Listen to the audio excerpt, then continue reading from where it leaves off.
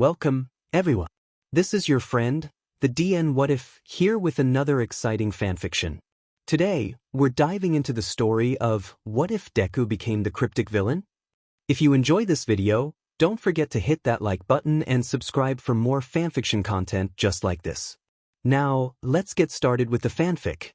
For the first time in a long while, Hitoshi felt like he wasn't enough. Repeated thuds echoed around the vacant office, drowning out the distant crying a few halls down. Rough hands pushed the hero down. Hitoshi's head collided with the printer again, the impact knocking the breath from his lungs. Hitoshi blindly jabbed out his elbow in an attempt to escape, but the hand was back against his neck. "Just stay down," the man growled and sharply pulled Hitoshi's arms behind his back. Hitoshi screwed his eyes shut and stayed silent when he felt the crack of his elbow giving in. "You're not the target, so just stay down," the man repeated. A better man would fight back harder. A better hero would fight back harder. Right now, Hitoshi was neither of those. The dim panel lights of the office felt blinding, even through the layer of blood coating his vision. Something sharp jammed into Hitoshi's neck, and the room started to swirl. Hitoshi stumbled when the man yanked him up by the neck. The man was talking to him again, but Hitoshi couldn't hear him anymore. Their fight had led them out of the original room and into one of the nearby cubicles. Now, he was being taken back to the girl he failed to save. The humming of lights hit Hitoshi's ears as he was dragged further. Hitoshi went limp in the man's grip. Through the concussion and drags, anger crawled up his throat with no escape. He slammed his head backward into the man in a last-ditch effort to get out. Behind him, he could hear the sound of teeth colliding and a loud grunt. "God, you heroes!"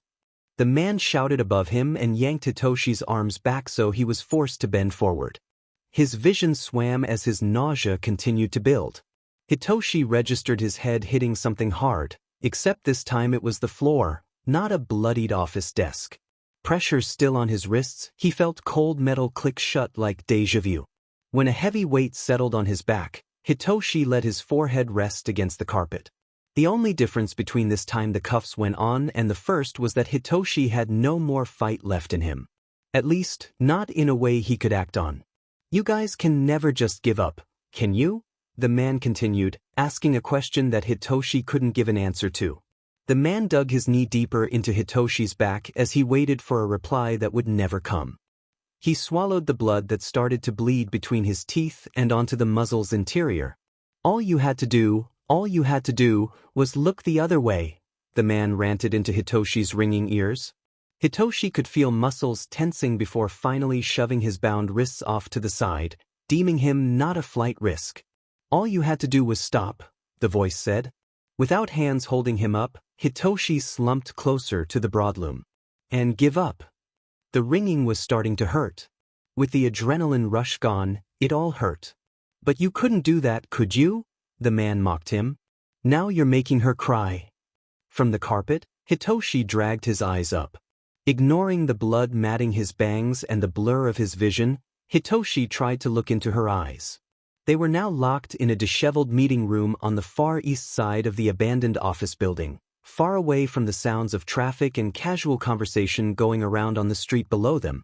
A small girl, no older than 10, sat opposite him, cuffed to the leg of a desk like Hitoshi had been before his pitiful attempt at an escape.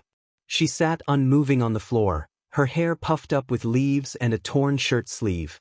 She was already looking at him with an emotion Hitoshi shouldn't be seeing in a child's eyes. Hitoshi knew he wasn't the type of hero who could ease someone's panic with a smile, but he saw no panic at all. Dried tear tracks were the only evidence she had been crying to begin with. Hitoshi opened his mouth to reassure her it would be okay, but his jaw stayed clamped shut as the sharp plastic of the muzzle dug deeper into his cheek. "He's secured again out," the man spoke into a walkie-talkie Hitoshi had forgotten was there. Hitoshi kept his eyes shut and tried to listen to the static reply of another man responding. Something about targets and to hurry up. The lights above them blinked once. "Don't try that again," the man warned and gave Hitoshi's head a kick for good measure. The child in front of him flinched away at the scene, but she made no sound. Hitoshi hated that. When the man slammed shut the office door, neither moved when they heard the lock click shut again. Hitoshi was a hero. He was.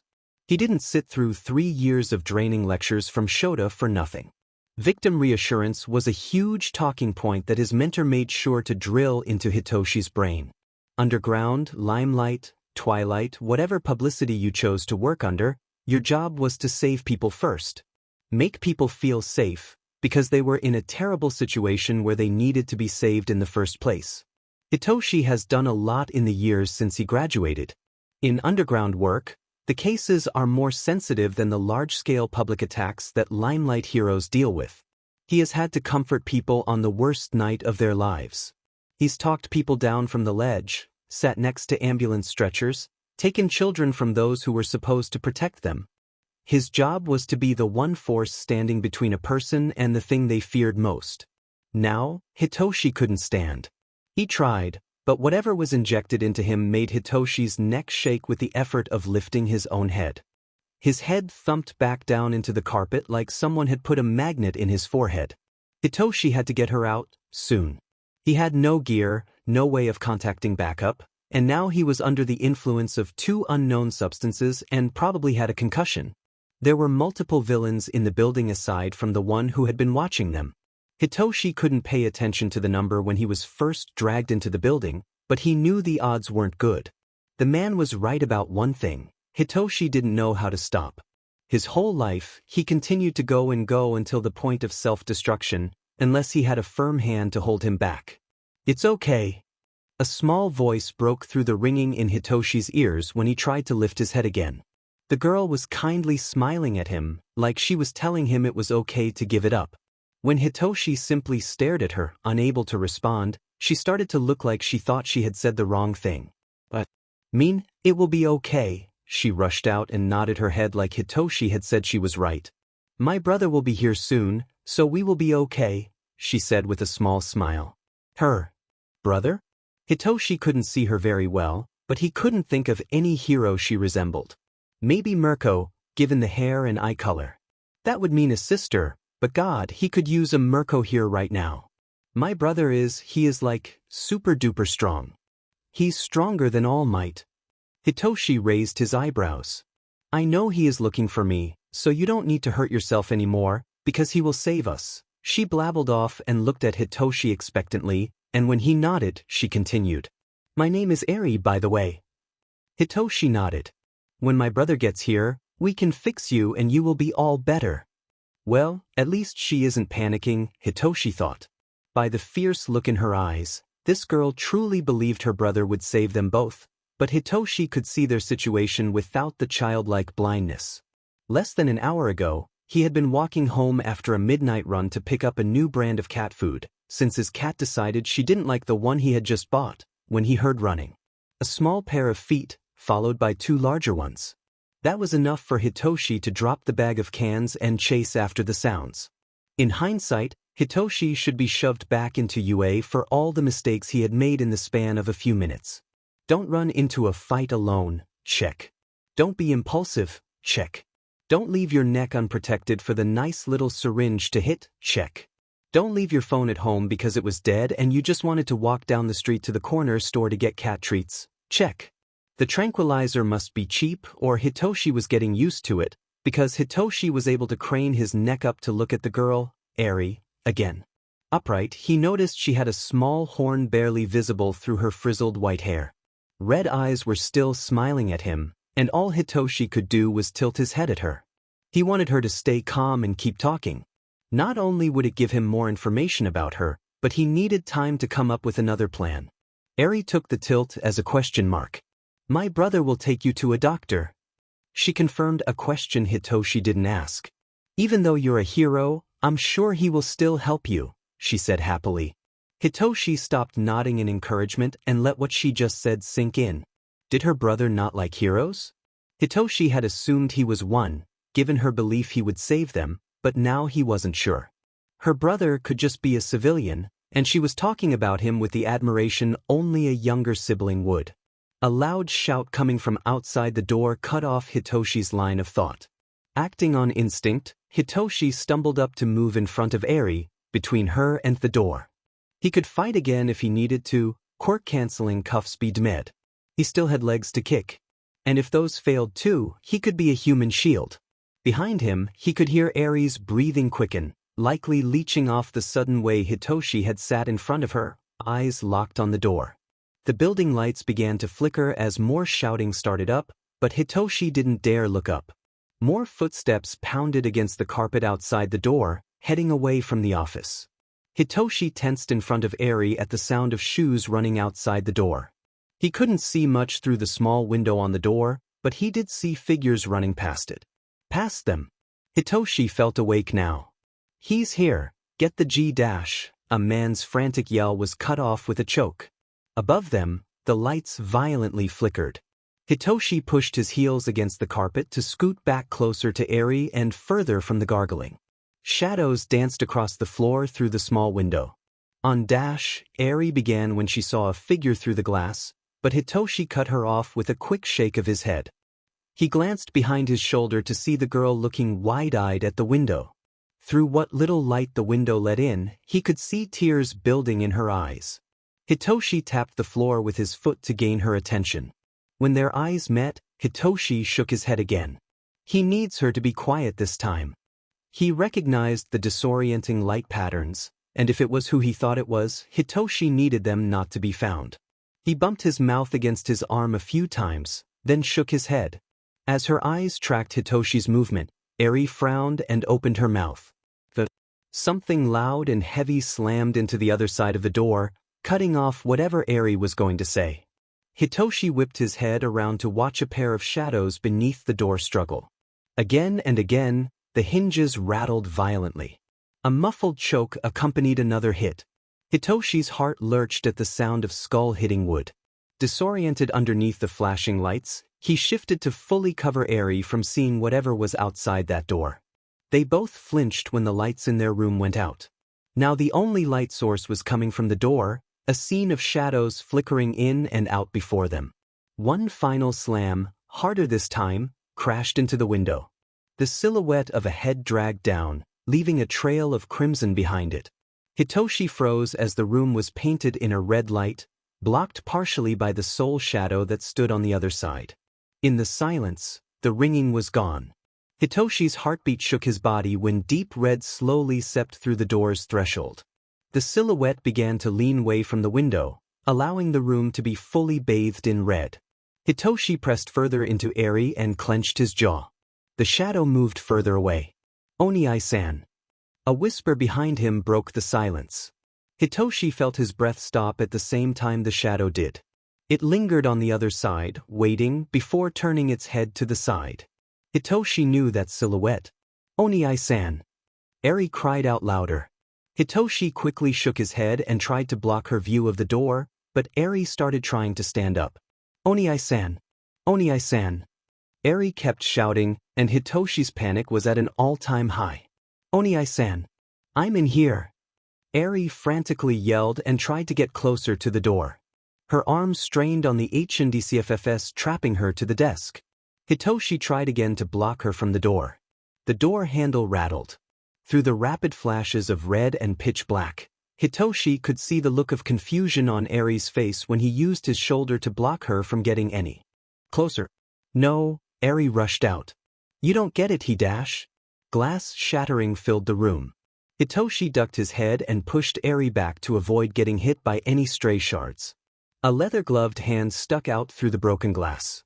Through his matted bangs, Hitoshi watched the arm creep around the sharp edges of the sill and start looking for the door handle. It slowly turned the handle once before retreating back through the window. Behind him, Eri stopped struggling when the door crept open. The crooked beak of a mask, a black shadow drowned out by the lights in the hallway, poked out from behind the door first. Hitoshi kept his eyes locked on the figure standing before him, even when the body slumped against the door dropped to the ground with a heavy thud. No one spoke when the figure didn't spare the body a glance, instead casually stepping over it and fully into the room. Hitoshi stared at his own reflection through the shattered red glass of the plague mask's goggles. The bloodied blade in their hands seemed to glow under the red lights, making Hitoshi painfully aware of the danger they were in. The villain stared down at Hitoshi, then leaned to the side to see Eri, before looking at him again. "Move." A mesh of distorted voices rattled out. Hitoshi's blood ran cold. He has read dozens of reports from shaken villains describing this voice, but he's never heard it. When he graduated, he got put on a case with Shota mentoring him. Well, more so, he begged his teacher to let him in on it, and he was granted access to only read the documents the heroes and police had collected over the years, but Hitoshi treated it like it was his case to solve. In a way it was. This villain and their group had killed Sir Night Eye and injured his classmates during the raid in his first year. After gaining access to the reports, Hitoshi spent hours hunched over his desk each night reading and rereading every confession and documented crime he could find relating to the villain. Despite so much reported, it boiled up to nothing substantial. Blurry photos, rumors of human experimentation, beware of flashing lights, quirk unknown, do not engage. Unseen but not unknown. Hitoshi saw them now. In front of him, Death Rattle's shadow reached out across the stained carpet. The silhouette blocked Hitoshi's eyes from the hard flashing lights outside the room. Dark red dripped off the villain's ripped jacket in thick clumps. Cracked glass eyes stared down at him, breathing heavy and waiting. Despite the clutch in his chest, Hitoshi refused to let the villain get to Eri. He wished he could speak. Wished he could use his quirk and get her somewhere safe, but that wasn't an option now. Hitoshi watched the rapid rise and fall of the villain's chest. Bird-like and patient, the villain tilted his head. In response, Hitoshi tensed and shook his own. "Oni, you came?" Eri sobbed out from over his shoulder. At that, Hitoshi nearly turned around to stare at her, but he felt frozen as he remembered everything he had read. The flashing had stopped. "Of course I did," the voices gently replied. With that, Death Rattle took a step forward, and Hitoshi acted. Frantically, Hitoshi wobbly stood up and stood like a fragile wall between the two. With his feet in a fighting position, Hitoshi was ready to kick that creepy mask right of the doctor's face if he stepped any closer.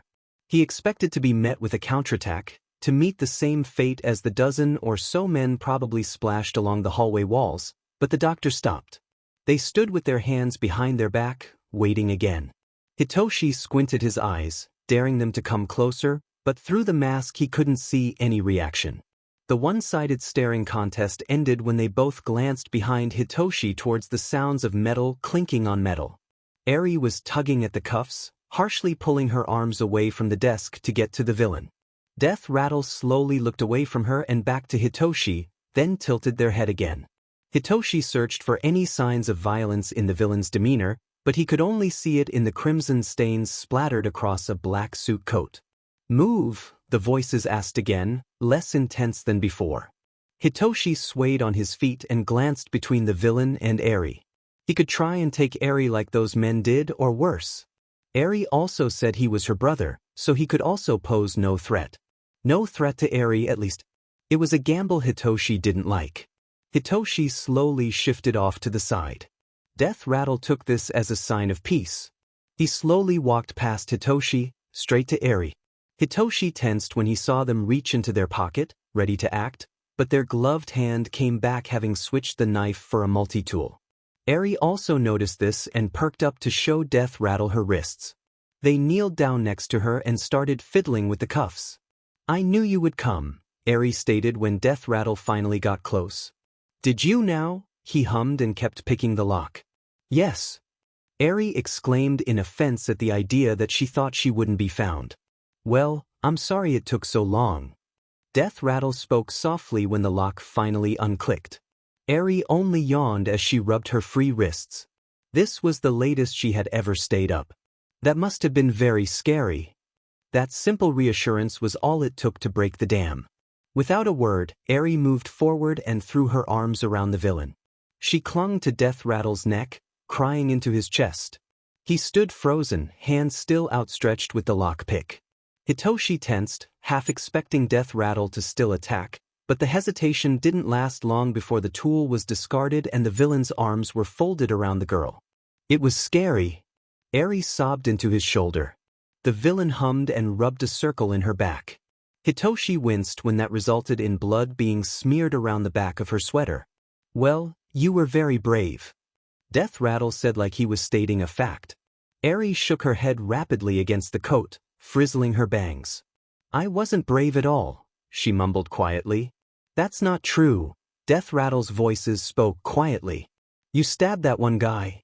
Right here, he exclaimed and poked Eri in the side, causing her to giggle. Stab first, ask questions later. Eri giggled out. Yes. Death Rattle exclaimed and hopped up with Eri on his hip. She laughed again when he swirled them around in a little circle. We raised you right. Hitoshi stood awkwardly in the center of the room amidst the awfully domestic display. He did not think that lesson was taught in parenting books. He didn't realize Eri had drowsily spoken and pointed at him until he had a bird beak in his face. Hitoshi nearly tripped over his own feet with the speed he flinched back from the wire cutters that had been poking the side of his head. The villain let the broken plastic fall to their feet. Don't use your quirk. Death Rattle warned. So the villain knew who he was too then. Hitoshi moved his mouth and winced when he felt his jaw crack. He moved to rub at the ache, but his hands were still cuffed. The villain noticed this and moved to hold Eri with one hand. He bent down to unlock the cuffs, harsher than he had been with Eri. Why are you here too? Several voices asked Hitoshi. Hitoshi coughed at the dryness of his throat. He swallowed and continued, I tried to stop them. The hand picking the lock froze for a moment before silently continuing. With the lack of conversation and the dead body next to a child in the room, Hitoshi started to feel his discomfort rise. He had just admitted to a serial murderer he failed to save their sister. The HNDCFFS finally fell to the ground. Alone. Death Rattle suddenly asked after he had backed away from Hitoshi. Hitoshi furrowed his brows.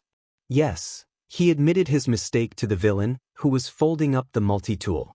Why? The voices questioned again when they had finally put the tool in their pocket. Why not? Hitoshi said instinctively, then immediately regretted the sass when the doctor stood deathly still. Broken red goggles where eyes should be looked right at him. Hitoshi sighed. Sorry, Hitoshi apologized, trying not to be killed so soon. I saw her being chased, and I couldn't sit back and do nothing. My body moved without thinking. Death Rattle stood still for a long moment. Eventually, he nodded and glanced at Eri, who at this point was somehow asleep. He stepped over the bodies slumped on the broadloom. I'm sure your heroes will find you. Death Rattle said without turning to look back at Hitoshi. Hitoshi's training kicked in, and he took an unsteady step forward. He shouldn't let a nearly decade-long wanted criminal get away, and with a child no less. Hitoshi kept his eyes squinted to try and dull the brightness of the office lights. There were so many things wrong with this situation. He swayed on his feet and tried to recount all the events leading up to this moment. Siblings or not, being in the Yakuza can't be a safe situation for a child. Eri was apparently out there stabbing people. She seemed mostly calm about the situation. Had this happened before? Was she still in danger? He could get more information out of. Don't. Death Rattle suddenly said. Hitoshi felt his heartbeat pound against his ribs as the mask turned to face him. Don't wadash. Hitoshi attempted to start lying through his teeth. Cut the bullsh. Death Rattle glanced at a sleeping Eri in his arms. Bull crap, he hissed out. Hitoshi would have laughed at the villain that made other villains turn themselves in for censoring himself around a kid if it wasn't for the distortion of the voices sending a chill down his spine. Just don't do the typical hero thing and try to save the kid. Death Rattle spat out. He moved back to block the doorway. Hitoshi took a step back at the sudden shift in the air when their shadow fell over him. It's my job to save people, Hitoshi stated, trying to avoid setting the villain off by asking questions. He was still holding Eri. Except, she doesn't need saving. Death Rattle didn't sound angry, just exhausted. I made it here, so she's safe now. He added, like he was lecturing a child on what's right and wrong. Like that was something that should be an obvious fact to anybody, but Hitoshi. Hitoshi looked past the villain to see the blood splattered on the backside of the door, then to the sleeping girl in their arms. The villain sighed, though it sounded more like a strained rattle through the voice changer. The heroes will find you, was all they added before Hitoshi felt the lights go out. Izuka didn't look behind him to see if the hero had fallen asleep. He harshly shouldered open the door with his side that wasn't holding Eri. At this point, Izuku was so exhausted he didn't have the capacity to worry about another person. Izuku stepped over a puddle of blood and started speed walking down the hall. 2 minutes. Eri wanted to go to the park in the middle of the night to get the pet rock she had forgotten there. Normally, nobody in their right mind would say yes to this, or you'd make a temporary replacement pet rock. But lately, Nomu had been spotted again for the first time since All Might's retirement. Stronger and smarter Nomu. Self-aware. The attacks that were a few hours away in Tokyo have been on the rise, with all signs pointing to it becoming a bigger issue. Heroes in Tokyo have already started to fall, and Izuku knew that soon, around other parts of Japan would follow. For the past week and a half, Izuku has barely slept. Out of desperation, he dug out the very things he never wanted to see again. With every dusty cardboard box Izuku dragged out of his closet, he came back with no answers. His old notebooks had nothing. Between all his frantic writing and encrypted messages, Izuku found nothing at all. Not even one manic diagram to decipher. There was no kill switch for the Nomu. Faulty design, in his opinion, but he was to blame for that. Chisaki has been helping him try and make a poison to quickly kill a Nomu, but it was slow. They didn't have the proper knowledge, correct chemical equations, Dr. Garaki was God knows where, and to top it off, they had no Nomu to actually test the poison on. It was all theoretical, with their biology differing from any natural creature. Worse than all that though, Eri loved that DMN rock. It wasn't a pet rock, it was the pet rock. Izuku had made it for her birthday years ago as a joke, but apparently, she had imprinted on it or something. When they got to the park, Izuku realized he shouldn't have given in to her manipulation. The pet rock once had googly eyes, but after years of abuse, they had fallen off, so it looked like a normal rock. In a park full of other normal rocks. In the middle of the night. Izuku had made sure Eri had her knife on her before they left. He had all his gear and a picture of the pet rock for reference. Naively, Izuku thought this could be a cool sibling bonding moment. When he left, he had given Denki the task of looking through his library of notebooks. In hindsight, shouldn't have given the one person in their group with dyslexia this job, but Denki didn't say no. Izuku just wanted a different perspective to try looking. He had turned around for 2 minutes to take a phone call about the search update and tell Denki to look for the rock back at the base. In 120 seconds, the worst possible outcome of their rock search happened. Aizu and I. Eri screamed out from behind him. Izuku heard her before he saw anything.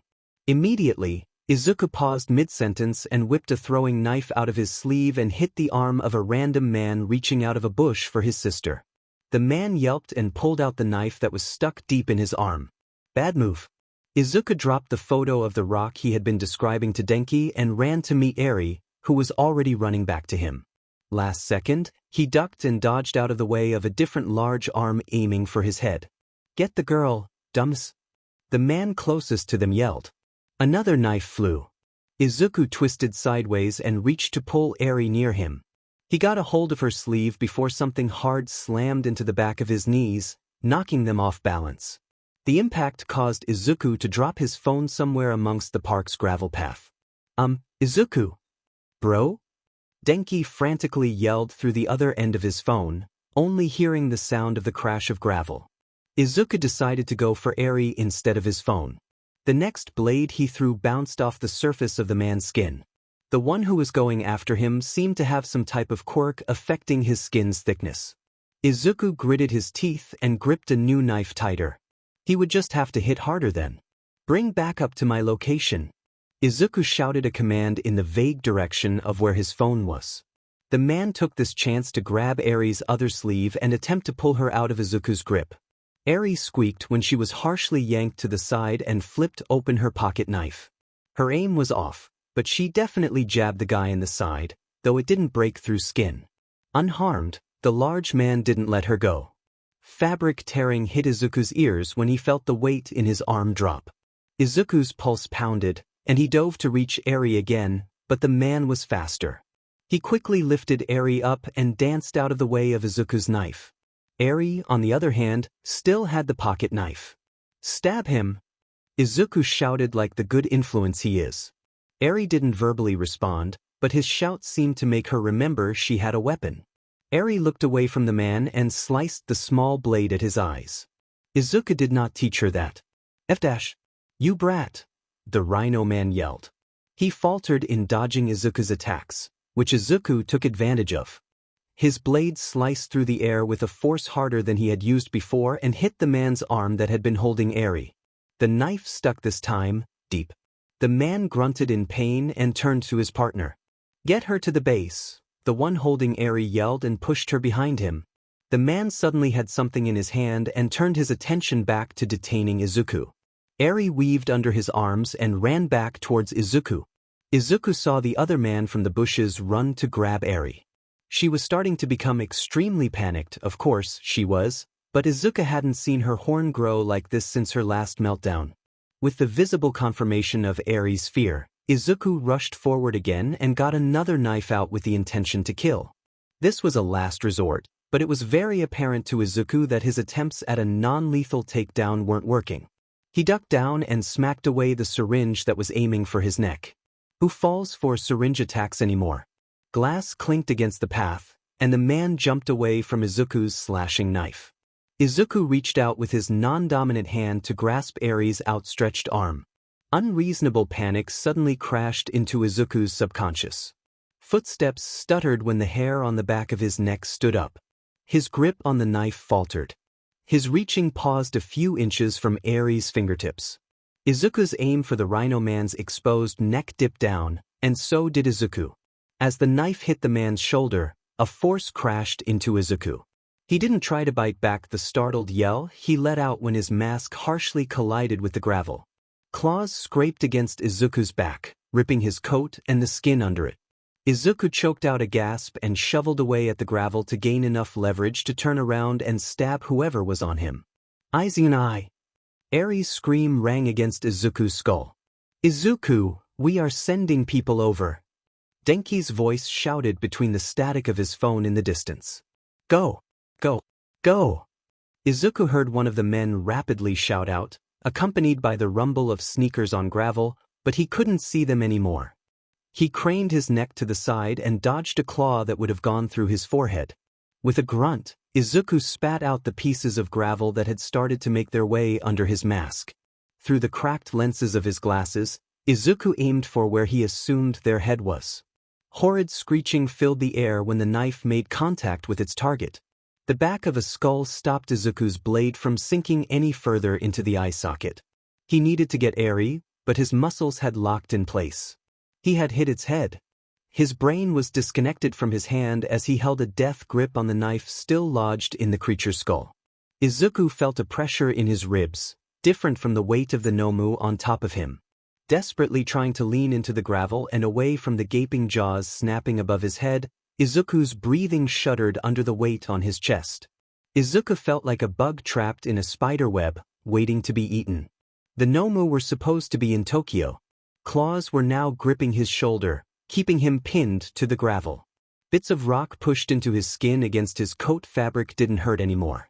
Hot saliva dripped down the razor-sharp teeth. He kept at a distance with only a shaking arm still gripped to the knife in its eye socket. It was playing with him. Izuku stopped trying to breathe as the realization hit him. They were supposed to be in Tokyo.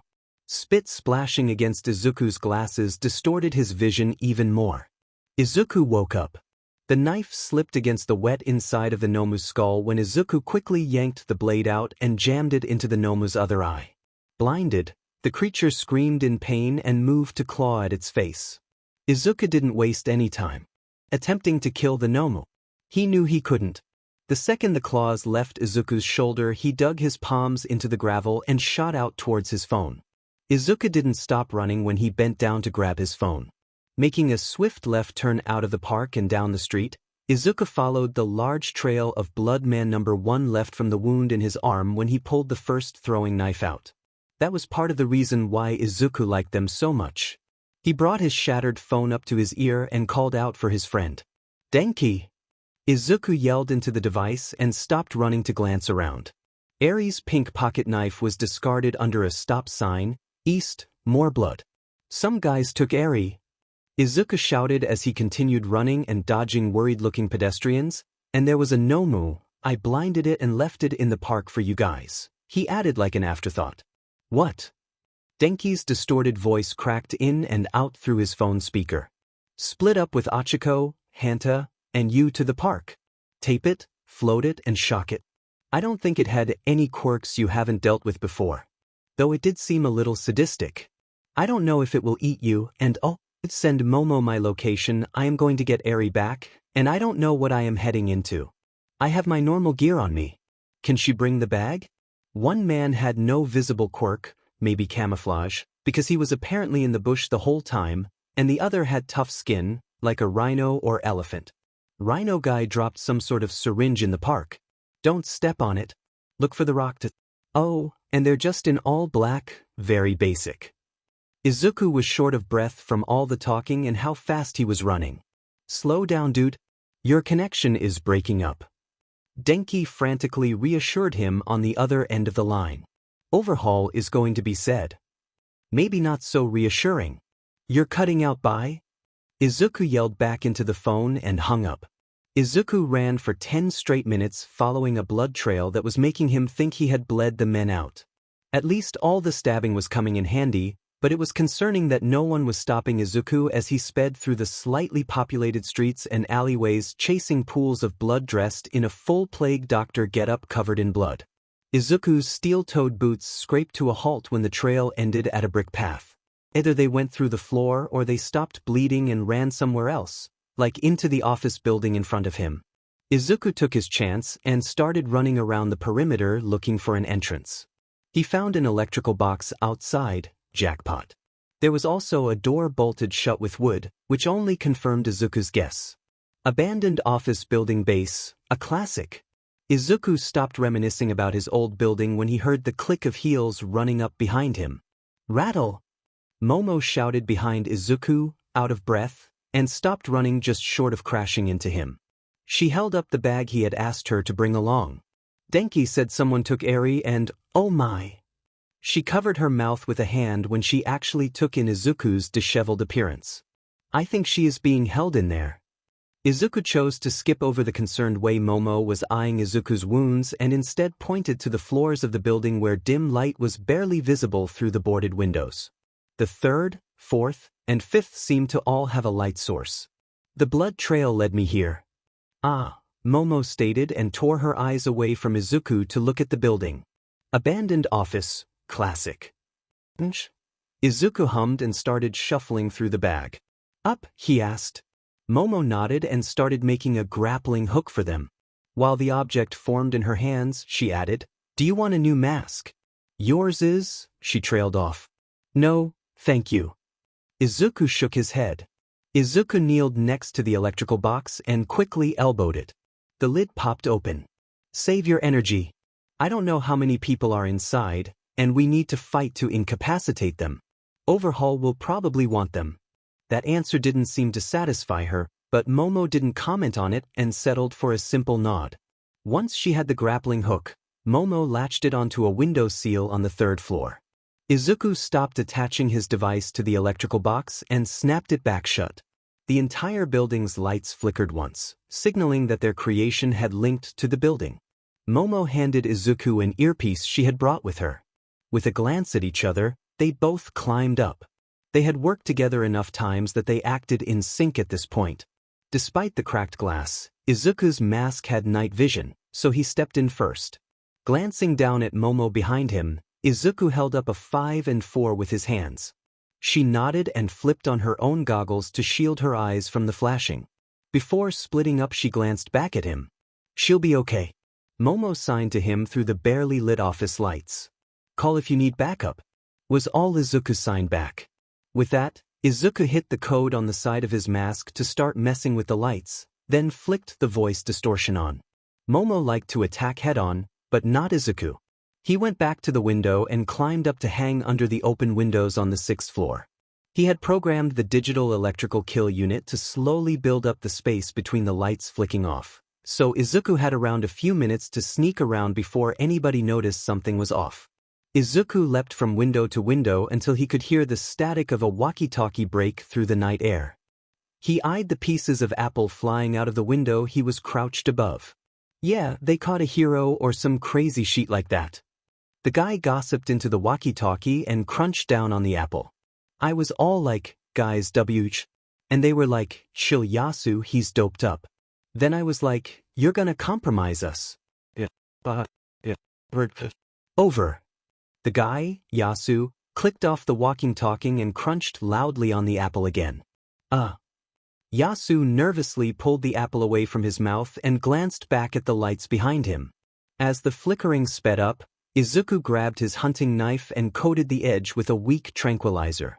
Izuku lowered himself onto the windowsill behind the man and waited for him to turn around. The lights sped up again. Yasu backed away and rubbed his eyes. Yasu grumbled and turned around. What the hell? Yasu's voice cracked with panic when he turned to be face to face with Izuku's mask. The time Yasu took to jump away from his own reflection in the cracked goggles and blink, Izuku had moved behind him. Hell no, stay back you demon. Yasu shouted and ripped the gun from his belt, trying to fix it on Izuku. This one was awfully loud. Each time the lights went dark, Izuku moved. Where is the hero? Izuku kept it simple. Aya oh shit. Yasu frantically tried to keep an eye on Izuku through the flashing around them and the lights buzzing from the rapid electrical changes. I don't know. In the dark, Izuku took the chance to yank the gun from Yasu's shaking grip. Izuku pushed the taller man back into the windowsill. Half dangled out the window, Izuku asked again. Where is the hero? The distorted voices growled. I'm not telling you, demon. Yasu white-knuckled the window seal and shouted back at him. Izuku pushed him further out the window. Yasu's sweaty hands slipped against the seal. Okay, he folded easily and shouted back. I don't want to die, man. This is just my job, okay? Okay. Yasu frantically rambled out things Izuku didn't care about. At Izuku's silence, Yasu stuttered out more. East side. East meeting room on the 6th floor. He screwed his eyes shut and waited. How many men? Izuku asked. 4. Yasu gulped. That was enough for Izuku. The second the lights went out, Izuku quickly yanked Yasu back into the building and sliced a shallow cut on his neck, just enough for the tranquilizer to take effect. Seeker. Izuku pressed his hand to the comm. Rattle. Momo answered back into his ear. The lights were fake-outs. 6E meeting for M. Izuku replied and crept further into the building to take out anyone else on this floor. 6M. Momo mimicked the code. 5 now, she added when Izuku heard a crash on the other end. Deeming this floor clear, except for Yasu and his apple, Izuku headed back to the window. Are you good? I want to move up. Yeah, it's fine down here, she laughed back. Another crash. Be careful. Izuku pulled his hand off his ear and crawled to the windows on the west side of the 6th floor. Through the window, Izuku could hear the frantic footsteps and shouting of the workers, realizing something was wrong. Izuku decided their panic was enough and skipped the dramatics. He crept through the building using the darkness to hide him. He quickly tranquilized any person he came across on his way to the east side. A man stood alone in front of a suspiciously guarded door, and Izuku peeled himself out from under a desk. The man jolted when he noticed the reflection of Izuku's red glasses in the dark.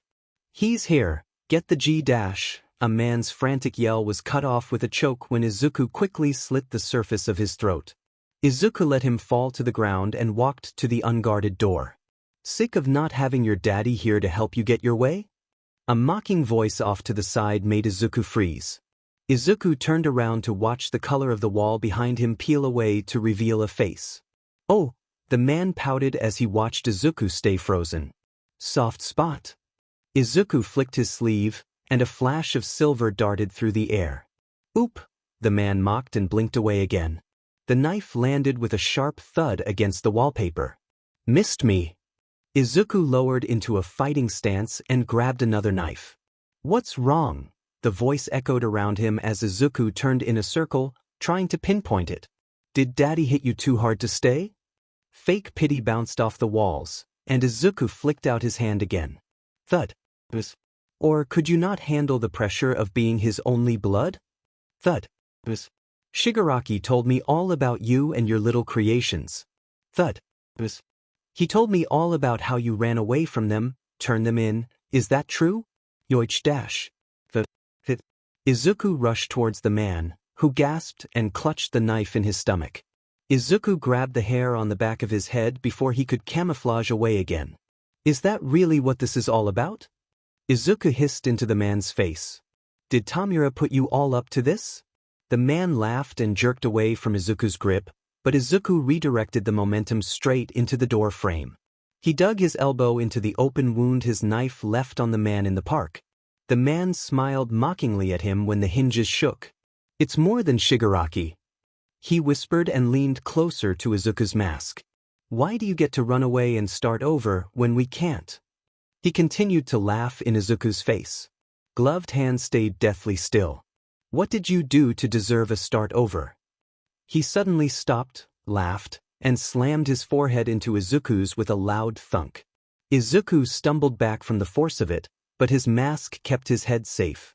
The man, on the other hand, had blood dripping down his forehead from the hit. Izuku gripped the stranger's hair harder.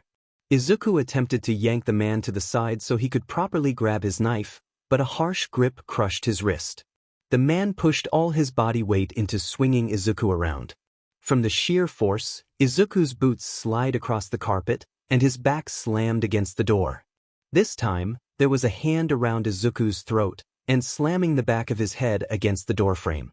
Izuku felt his feet leave the carpet. He dug the sharp edges of his gloves into the wrist of the hand at his throat while reaching for his knife with the other. None of it is fair, you know? The man shouted in Izuku's face, spit flying all over his mask. It's not fair. He screamed, and Izuku let out a choke when he was violently jostled against the door. Izuku winced as open cuts on his back rubbed against the rotted wood. You get to prance around in some stupid bird costume like you own this whole effing town after ruining people's lives. Hate filled the man's tone, more than the heroes and villains Izuku usually fought. Izuku's head collided with wood again. This was personal. You're a FING monster who makes monsters. He hissed into Izuku's face, close enough that Izuku was sure their eyes could meet through the tinted glass. Clear blue eyes meet muddy green. Izuku didn't blink when the hand tightened around his throat. That's all you do, huh? Can't even say sorry? You're a mon dash. Izuku jammed his knee into the guy's crotch, having both given up on reaching his knives and not wanting to hear the rest of that sentence. The man flinched violently. Izuku used his weakened grip to grab the man's shoulders in an attempt to flip them around again. The man grunted and grabbed Izuku's arms, keeping them spinning. Abruptly, Izuku planted his heels into the carpet and stopped the momentum. He body slammed the guy directly into the door. Izuku breathed heavily as he watched the man's head smash against the window of the door, leaving a splatter of blood at the impact. Gloved hands slowly released the throat, and Izuku let the man fall. Lightheaded, Izuku swayed and took a step back. A small sound came from the other side of the door, causing Izuku to pause. He turned to glance at the window. Oni-san. A muffled shout hit Izuku's clouded mind. Izuku kicked the man leaned against the door, only to get no response. Izuku sighed. This guy was probably the most important person in this building to keep alive and question. I found her, same spot I mentioned. Izuku's hoarse voice crackled into his calm. Izuku leaned forward and tried the door handle. No money. He had the glass. Hopefully, they weren't too close to the door. Izuku kept speed walking down the hall, careful not to make too many sudden movements and wake Eri. He swerved around another body. Momo had told him through the comms that the rest of their group was coming to the building to meet up and help with the bodies, and she was making her way up. Underneath the full effect of the office's lights, Izuku felt too exposed. Now, he could properly see the blood and grit splattered across him without the night vision filter. There was no shadow for him to hide behind. Izuku went right past the window he had entered through and beelined it to the staircase. With a grunt, Izuku shouldered the door open and nearly tripped down the steps when he almost collided with something. Izuku! Momo Whisper yelled, grabbing his shoulders to steady him. She had blood on her too, and her bangs stuck slick to her face with sweat. She glanced down at Eri sleeping in his arms and picked out a leaf sitting in her hair. Is she okay? Momo whispered again and continued to pick out leaves. Izuku nodded. He didn't trust himself to talk right now. Are you okay? Momo frowned at the silence. Izuku loved talking, so of course she would notice. They had just gotten Eri back, so he should be celebrating. Yes. Izuku swallowed down the guilt building in his throat. Izuku always had a hard time lying. Part of Izuku wishes all for one would die. Izuku listened to Tamura talk about how the teenagers at Udai had panicked.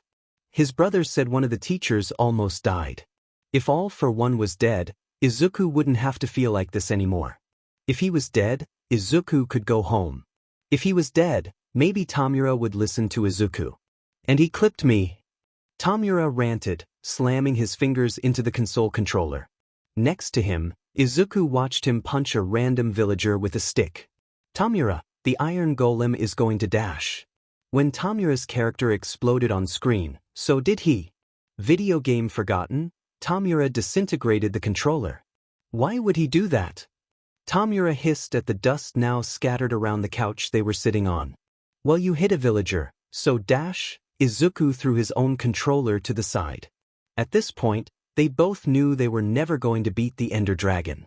Tamura kept accidentally pissing off all the golems they came across. Not that, dumbass. Tamura let the last of the dust fall between his fingers. Why would Sensei lie to me, Izuku? Izuku stared at the glowing respawn button projected on the TV in front of them.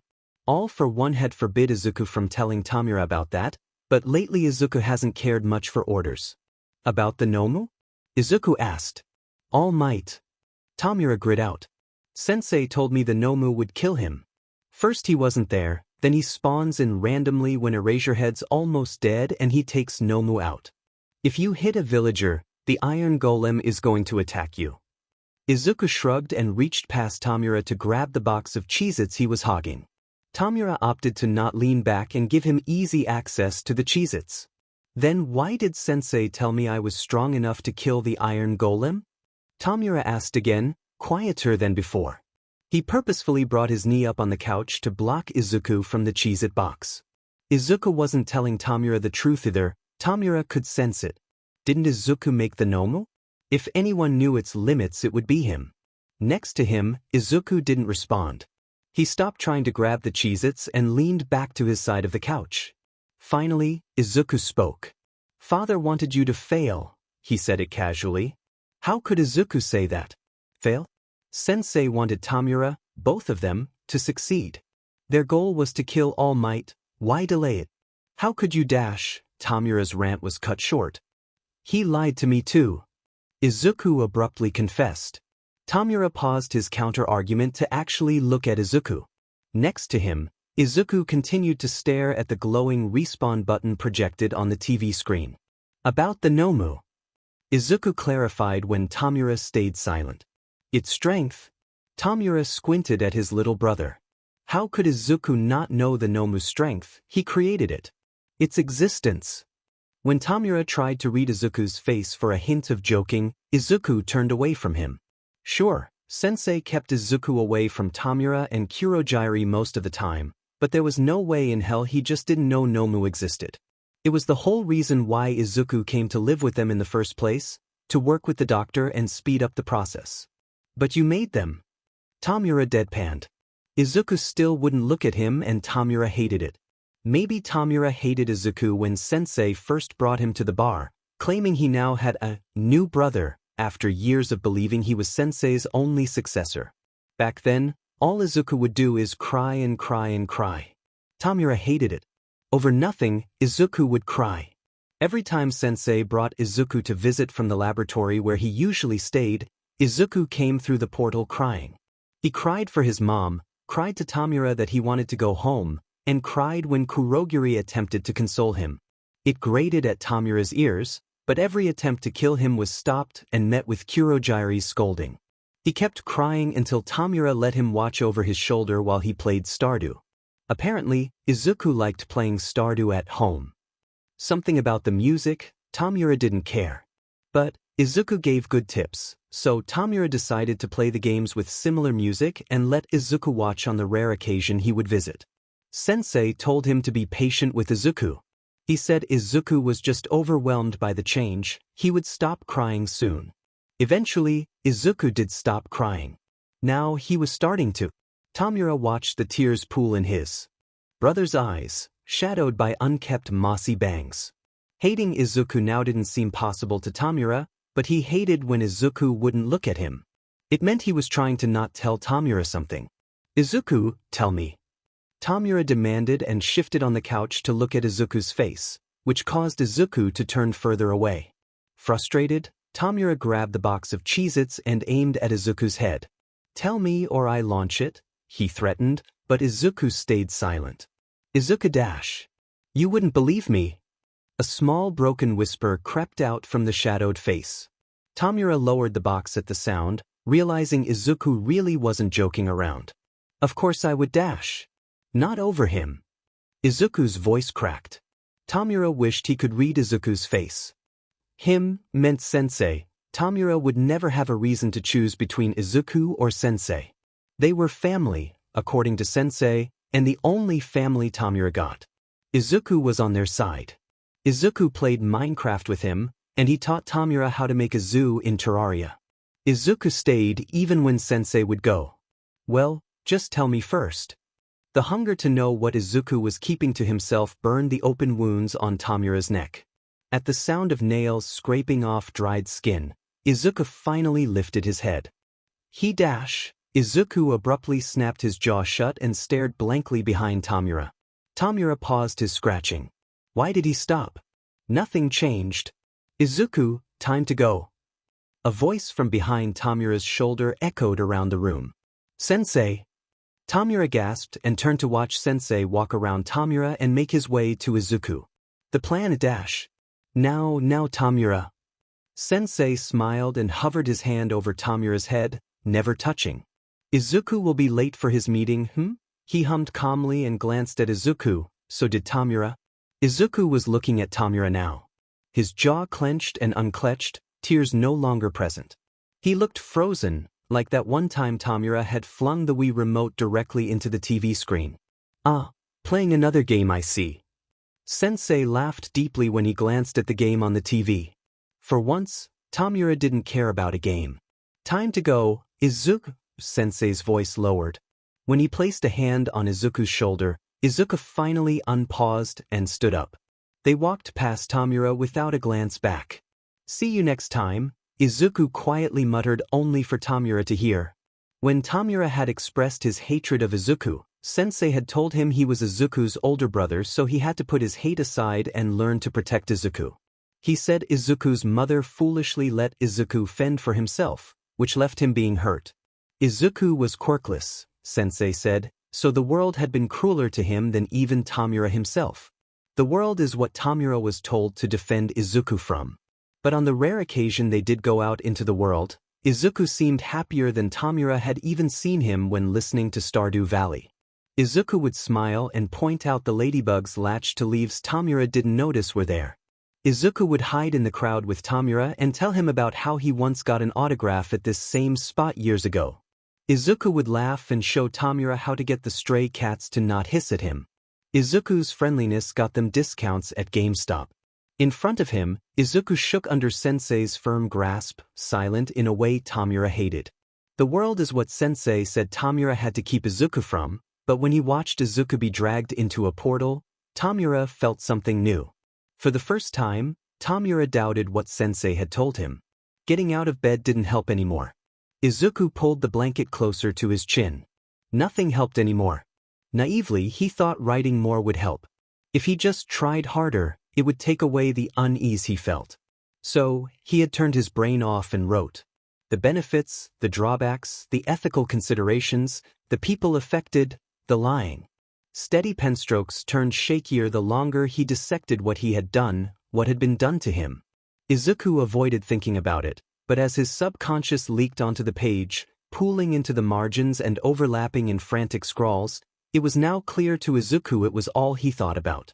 Writing more would make him feel better, It would help him see the situation without being clouded by his emotions. The letters blurred together. Izuku curled closer to the blanket as nausea pooled in his chest. If he just tried harder, it would take away the unease he felt. Izuku thought he could do it. He was wrong, of course. Now, Izuku, there's no need to burden yourself with doubt. The cold in the room felt sharper now, weighing down the blankets Izuku hid under. The hum of a respirator buzzed against his skull. From behind the blanket, he watched All for One's shadow stretched across the bed as he leaned nearer. Your fear, Izuku? It's misplaced. All for One spoke gently, but it did nothing to soothe Izuku anymore. Stones in his stomach kept Izuku down. He had only heard the tail end of Izuku's conversation with Tamura. Izuku had thought he knew what being powerless felt like, but he was wrong. In the beginning, Izuku had felt a whirlwind of something that he had lived his whole life prior with the unknown privilege of not feeling. Powerless, in a much deeper sense than just not having a quirk. It cut into him, deep enough that he remained still when he should have run. His mother always compared Izuku to a baby deer. It was his freckles and big eyes, she'd say, too cute for her to handle. That comparison was no longer endearing, because Izuku did feel like a baby deer. Izuku knew he was weaker than most. Without a quirk, you were automatically weaker than your peers, but Izuku thought he was still strong enough to stand up for others, for himself. When the time came for it on newborn legs, Izuku wasn't strong enough to stand at all. That was the worst part in Izuku's mind. He did not attempt to move. Izuku let this happen to him. Before bed, Izuku used to imagine what he would do if he were in trouble. He would fight back, scream, and unlock the hidden strength that came from the desperate need to not be taken away from his life. He read articles about children being abducted, no force needed. Izuku would never walk away with a stranger. Izuku would have made a scene. Izuku would have talked back. In his imaginary scenario, Izuku would have done many things. Izuku would never be powerless. When they first met, All for One told Izuku everything. Beneath the gentle flutter of leaves in the breeze and cicadas chirping along the rows of trees lining the sidewalk, Izuku no longer felt the warmth of the summer sun. In that moment, Izuku understood he had never felt truly powerless. When the sludge villain had trapped Izuku, he thought he knew what being powerless felt like. He had to wait for All Might to come save him, but if Izuku had been born stronger, he could have saved himself. If Izuku had thought quicker, he'd have never been caught in the first place. All Might had told him he could never be a hero, but words didn't take away the power Izuku knew he possessed. Izuku could do good, even if All Might didn't see it in him. Kaken could call him names, steal his things, but Izuku could always escape the situation. Izuku could chase off older kids from hurting the preschoolers, even if he got a few bruises. Izuku could always run away eventually. A force holding Izuku back was a force he would defy. Words, Izuku had thought, would never have the power to take away what he knew he could do. But as Izuku had stood as still as he could, shaking from the adrenaline that ran through him with no outlet, he knew he had been wrong. He clutched his backpack's straps and tried to think of a way to escape. Against the wild beat of his heart, Izuku knew what he was. What were you supposed to do? What could you do? Scream when you don't have the strength to muster up a reply. Run, then fall into a portal. Run, then wake up to your mom dead and be taken again. Run, then be stopped by a man who held hundreds of quirks. Beg for mercy? Wait for someone to save you? Powerless. A newborn fawn struggling to stand, aware yet unaware of the danger in front of it. Helpless. You'll be safer with me than your mother. Izuku never believed it, yet he leaned his head against the barrel and told his father to shoot, because Izuku couldn't run. Once Izuku understood, it burrowed itself into his core. Izuku always did what he was told. He stayed quiet when he was told to listen. He remained still when he was told not to run. He didn't mention his mother when he was told to forget about her. He only wrote when he was told to write. There was no need for him to open a notebook on his own accord anymore. There was no joy in it, no beauty. But when he sat back and read what he had robotically scrawled across his notebook pages, something had sparked awake in his brain. So, he had immediately slammed the notebook shut, turned off the lights, and made a pile of blankets to hide in. Maybe they would drown out the realization he wished he could continue ignoring. Like the child he still was, at the sound of his father's voice, Izuku shoved his face deeper in the blanket. He felt no fear, at least in the sense his father understood it. The Nomu are nothing to fear, Izuku. All for one lowered his voice. Your fear, it should be aimed at the people who have hurt you. Your classmates, Katsuki Bakugu, All Might, those who have watched you struggle, actively participated in your pain. They don't feel the empathy you feel. Izuku squeezed his eyes closed and wiped newly formed tears against the blanket's gray fluff. The mattress dipped down. Is that why you are afraid, my boy? All for one asked gently from Izuku's side. For them, not of them? Slowly, Izuku nodded against the fuzz despite his father not being completely correct. Izuku felt no fear. You lied to me. Izuku choked out. All for one had told him the quirk combinations were for him. Compatibility analysis so he wouldn't hurt himself further due to a bad matchup. All for one never lied to Izuku, he thought. From the very start, All for one always told Izuku the painful truth. It's what compelled Izuku to stay, fueled by his own excuses that he knew what was being done, but couldn't possibly do anything to help it. Now, Izuku didn't know what he could do. Has done. A beat passed, long enough that Izuku believed he should have never spoken at all. Izuku creation is never clean. Izuku failed to see human experimentation as creation. You look at them and see monsters, some horrible creatures, but these people were already condemned by society. Forgotten. Disposable. We have given them a new purpose. They wouldn't have shown you the same kindness you are showing them. We saved them. Izuku made no move to retreat from the blanket. Kindness was not a transaction. Izuku didn't need kindness back. He would always give it. This isn't saving them. Izuku's voice barely crawled out from beneath the blanket he hid behind. A soft breath escaped All for one. The sound alone made nausea pool in Izuku's stomach. My dear boy, his father murmured, and Izuku felt cold fingers tenderly brush back his uncut bangs. It is. They no longer suffer. They feel no fear. No agony. They do not mourn what they were. His tone warmed, almost proud. Nausea built. We designed them that way. We freed them from the cruel expectations society forced on them. They are at peace now. Under the hand caressing his bangs, Izuku finally opened his eyes. You didn't cure suffering. The hand in Izuku's hair was still. You just took away its voice so that you don't have to hear it anymore. Now, All for one began, but Izuku could no longer contain his anger within the pages of his notebook. Izuku shoved his face against the mattress, dragging himself out from the cocoon of blankets to get away from the cold hand. All for one's fingers hovered in the air for a moment before withdrawing to his lap. Pushing himself off the bed with a slight tremble, Izuku felt no fear. They were people. Izuku hissed out, breath shaking with the anger he had pushed down for so long. How could he make his father understand? How could he hammer that simple truth into a mind that refused to see it?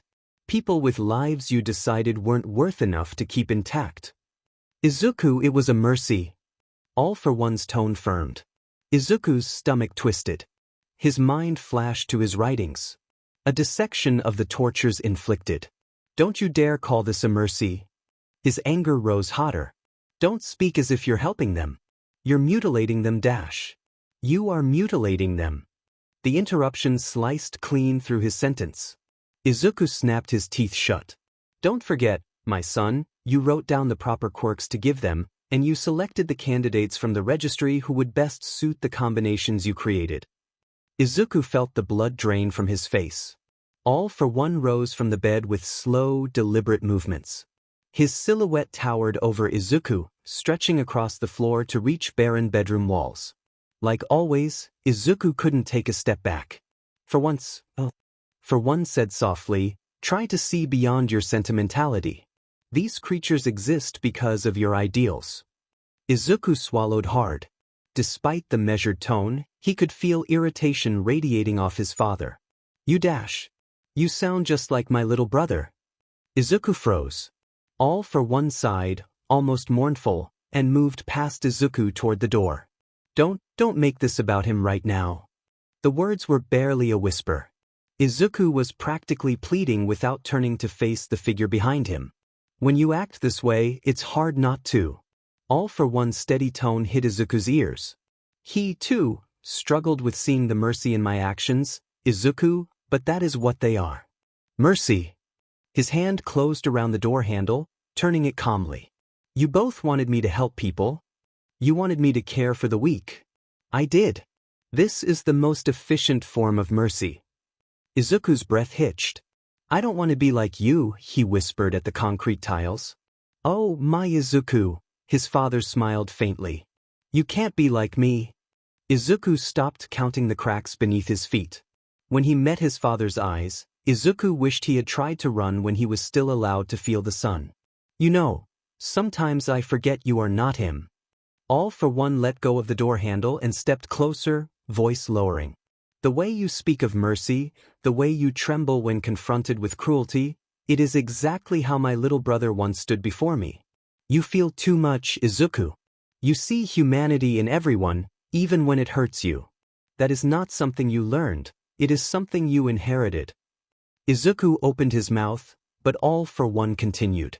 Yoichi never understood what must be done, and neither do you. You share the same blindness, the same naive hope. A hand rested lightly on Izuku's shoulder before attempting to rake through his tangled hair. You think yourself different from him? Do you think yourself your own person? Look at you. He tilted Izuku's chin up slightly. The fear, the anger, the impossible, aching desire to save a world that has never attempted to save you. I know that spirit. I have fought it before. His voice drops into something that swirled around the nausea in Izuku's gut. You are him, Izuku, even though you continue to deny it. Maybe not in flesh, but in a heart that refuses to change. Izuku flinched back when his chin was abruptly dropped. All for One leaned in slightly. Yoichi defied me too. He begged me to spare the weak. He argued, cried, wrote manifestos to try and convince me otherwise, just as you do. The same idealism, the same compassion, the same tragic flaw you inherited. People like Kudo and your mother caused his death. Izuku kept his mouth shut. Cold fingers grasped his shoulder. You are his reflection. His echo. I didn't realize it when you first came into this world, but it soon became clear to me, this world would break you just the same. Izuku forced himself to stay silent under the cold hand pressing against his shoulder blade. He was wrong. Those words repeated like a broken mantra in Izuku's mind. He was wrong. And just like him, you will break unless you let me guide you. The hand released him. A lock clicked. He was wrong. But Izuku's stomach twisted anyway. When darkness surrounded Izuku, his feet didn't budge, just like they always stayed still. Until they didn't. Izuku marched to his desk, grabbing the notebook he had previously been afraid of. A flaw intertwined with his DNA. A path destined to fail. Yoichi. Izuku felt his anger simmer beneath his skin, boiling past the tipping point. Izuku wanted to never hear that name again. Oh, Izuku is upset and yelling about the lack of morals again. So Yoichi. Don't cut your hair, Izuku. It reminds me of Yoichi. You're so kind, Izuku. You inherited Yoichi's dangerous sentimentality. Every disagreement, every protest, every time Izuku dared to think for himself, the same blade was held to his jugular. History repeats itself. Every excuse written amongst the pages crumbled. For the first time, Izuku felt the room around him, the locked doors, the windowless walls, the sterile quiet that pressed against his ears. Izuku never thought words could make him feel so powerless. Yoichi had been an inconvenience, All for One's only failure. The only voice that admittedly refused to follow him. And Izuku was starting to look awfully inconvenient too. He argued. He questioned. He wanted to bite the hand feeding him. He wanted to tear All for One apart. Izuku wanted to burn down the facility he was kept in. He wanted them to understand. Kept away from his family. Kept away from Tamura. Expected to sit down and stay down like a FING dog. Is that what he wanted? For Izuku to wag his non-existent tail, spin around in circles on command, And never try to say no? Muzzled and kept in a kennel, that's how he wanted Izuku to stay. To never bite, but why should Izuku? Why should he have to? He took everything from Izuku. He hates Izuku's mother. He hates Izuku's heroes, the way Izuku dresses, Izuku's hair, his family, his core beliefs and dreams. Izuku stood alone in the prison he was forced into with nowhere to run. Everything Izuku was, his father hated. And what an awful thought that was. He broke his bones trying to forcing his limbs to fit inside the walls of a box all for one asked him to get into, yet it was no use. It was something in Izuku's core he was expected to change. To have been born different. For the first time in his life, Izuku felt a darkness snake around his heart, born from the anger of being taken. From his life being taken from him. It was stronger than the emotion that kept his feet still when he first heard All for One speak over the cicadas crying. He wanted to kill someone. Izuku swallowed down his anger. He forced himself to place the notebook neatly back on his desktop. With robotic precision, he aligned the cover's edges to match the wood's aged lines. Not breathing too loudly, Izuku pulled his desk chair out. When he sat, he kept his spine straight, the way All for One liked, and let himself breathe in the silence. He turned his notebook to a clean page, forgetting about the manic ramblings on the other side, and hovered his pen over the paper. All for One read everything eventually, Izuku knew that. Context, Izuku believed, was the foundation of every action taken. There were benefits of having history's failings constantly whispered in your ear. He knew what happened to inconveniences. If Yoichi failed in the past, and if Izuku was Yoichi, well, the answer was obvious. Izuku would need to change. Upsilon K Upsilon Zi. Am I to understand? Underscore. Midoriya. Izuku's head jerked up, breath catching halfway in his throat. He hadn't even realized he'd been picking at the remnants of a hangnail until a smear of red shone against his thumb. His gaze snapped to the other side of the wooden desk. Chisaki sat stiffly in his chair, brows drawn into a hard crease, more concern than irritation. Once Izuku met his gaze, he slowly pulled his gloved hands away from the tabletop and folded them neatly in his lap. Izuku hummed and hid his bloody nail beneath the desk's edge. The room felt too bright. Chisaki sighed, searching in Izuku's eyes for any signs of him not paying attention again. Focus, Midoriya. Izuku tried to. He swallowed, forcing his shoulders to relax. The room felt too cold, too empty, despite the gold accents of the paintings lining Chisaki's office walls. The hum of the gentle, warm-toned lights Chisaki preferred over standard fluorescent ones rang against Izuku's skull in a familiar way that had him swallowing back nausea. I need to know what happened. Chisaki raised his brows, likely repeating the question Izuku had zoned out for. Give me a recap. From the beginning. Keeping his fragile composure, Izuku forced himself to breathe steadily and began to automatically recall the events.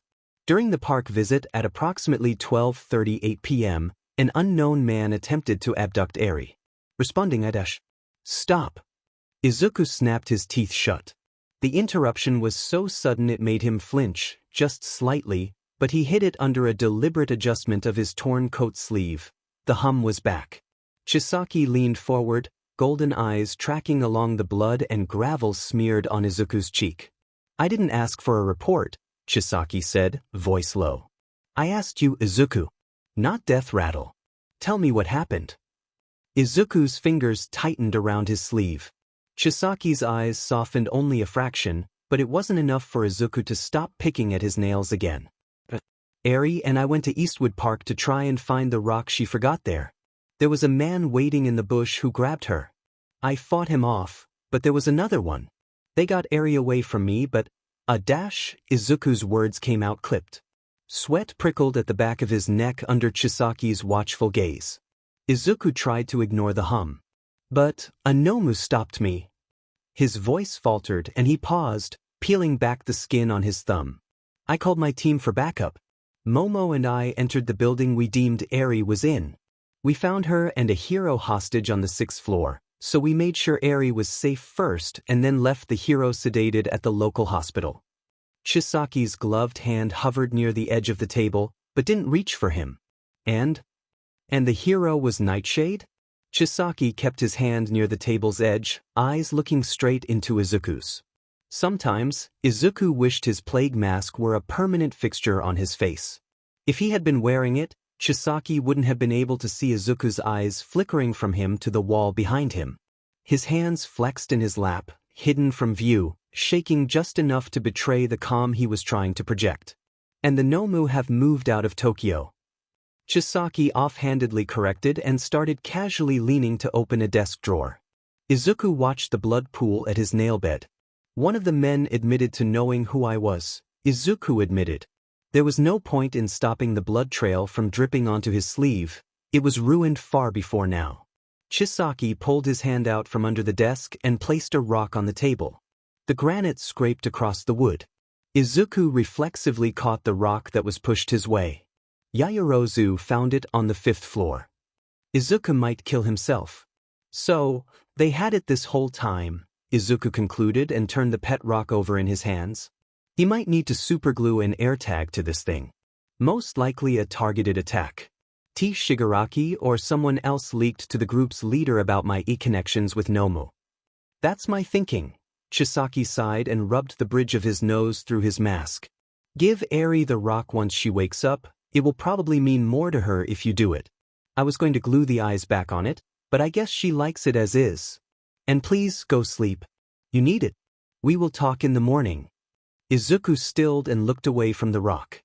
But we still don't know if sleep. That's an order, Midoriya. If it was an order, Izuku would do it. He stiffly stood up, struggling to bow against the bandages constricting his torso. Thank you, Oyabun. Actually sleep. Chisaki called out behind Izuku when he rose from the bow and shuffled out the door, rock in hand. It was nearly 3 a.m., so Chisaki was probably right in thinking sleep would help Izuku assess the situation better. Pale orange streaks of light illuminated the rock's aged surface, quickening as Izuku started to speed up his pace. They both knew sleeping wasn't something Izuku could do. Izuku sharply turned around the corner. Kyodai! Izuku stumbled as a hand clamped down on his shoulder, firm enough that his speed walking was forced to a stop. In it Izuku instinctually cursed when the pet rock nearly slipped from his fingers. His pulse jumped, but Izuku forced every muscle to still despite his instincts screaming to run. Powerless. Rappa's grip tightened, warm and friendly on Izuku's shoulder. Izuku forced his shoulders to relax. It was just Rappa. Oh, Rappa-san. Izuku tried to smile, but it felt wrong on his face. He wished he had his mask right now. Rappa blinked down at him, confusion replacing the usual grin. You okay? You look like you're about to pass out, man. Before Izuku could answer, Setsuno leaned around Rappa's arm, hands tucked in his pockets, slouching as his eyes sharply examined the sweat on Izuku's brow. Whoa, Setsuno said quietly. You're pale. He leaned in closer. More than normal. Izuku straightened, gripping the pet rock firmly. I'm fine, he said too quickly for it to be true. Oyabun dismissed me. I'm just tired. Tired? Rappa repeated. Setsuno didn't contradict him, but Izuku felt his eyes find the blood trailing down Izuku's fingers. He stepped closer, moving to point. Your It's just stress from the abrupt mission. Izuku said, forcing the words out. I just need to lie down. Okay? That's all. Setsuno exchanged a look with Rappa. You shouldn't go alone, Setsuno said. You're wobbling. I am not wobbling, Izuku muttered under his breath, forcing his legs to stay still. Rappa sighed and stepped behind him, attempting to support Izuku's injured back. Kyodai, just let us walk you. We're not gonna bug you, promise? We'll shut up the whole way, Setsuno added. He brought his hand to his heart. Scout's honor. You were never a scout, Rappa said. You don't know that. Izuku almost laughed at the cringe joke. Almost, but something in his chest twisted instead. Humming rang in his ears. Powerless. Guys, Izuku tried to keep his voice steady, I just want to go to my room. Rappa's hand hovered over Izuku's back, not touching, but ready in case Izuku abruptly swayed again. Then we'll walk you there, shut our mouths, then we'll go. Setsuno compromised. And I will buy a tracker for the rock, he added. Izuku hesitated. He did want to track her. Okay, he murmured. Rappa's smile was back, and Izuku felt a strong hand clap his shoulder once. Good. Come on, kid. Izuku gripped the rock tighter as they started to walk. Companionship did not ease the humming in Izuku's ears. Isolation is what Izuku needed. He flicked his eyes up, staring into the stable lights stretching across the ceiling. The walk to Izuku's room felt longer than usual. Isolation is what he needed. Rappa and Setsuno kept their promise. They didn't say a word. Their steady footsteps on either side of him rang too loud against Izuku's skull. Humming. Overhaul didn't let him finish his theory. He didn't think Eri was taken for the simple reason of luring Izuku to a location. The Nomu could have taken Izuku out, but instead, it held him back. Who was giving the Nomu instructions? It wasn't Izuku. All for one was dead, Kurogyari imprisoned. That left Tamura or Dr. Garaki. Why not kill Izuku for his betrayal? Why take Eri instead when Izuku would willingly go if they left her alone? When they reached his door, Izuku managed a stiff nod and fumbled for the keypad. His hands shook so badly the code almost didn't register. Kyodai, Rappa said quietly. Izuku froze, staring at the glowing keypad. The green affirmation light stung his eyes. Yes, he whispered. Rappa shifted, heavy combat boots scuffing the floor lightly. You need anything? You call. Got it? Izuku nodded fast. I will. You won't, Setsuno said, but not unkindly. You never do. Izuku's throat closed. He squeezed the rock in his hand. I'm sorry for worrying you, he whispered. You didn't, Rappa said immediately. Setsuno snorted. You absolutely did, but that's not a crime. Go on, get some rest. There's a meeting in the morning or, he glanced at his watch. Later morning? Izuku tried to ignore the humming. With a soft exhale, he opened the door and stepped into the dimness of his room. Izuku needed to be isolated. Night, Kyodai, Rappa said. Actually sleep, Setsuno added. Izuku waved off the demands for him to sleep. He rebuked that energy. The door clicked shut behind him. Silence pressed against his bedroom walls the moment he was alone. Slipping off his boots, Izuku flicked on his desk lamp. He set the rock carefully on his desk. Standing there for a long moment, he stared at the pet rock that caused this whole situation. If she wanted, Eri could rewind the rock back to the original state it had been gifted in.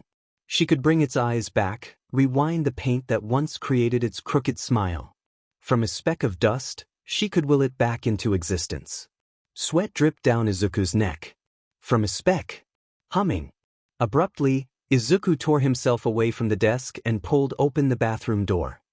He grasped the porcelain sink, knuckles turning white, to brace himself against the dizziness setting in.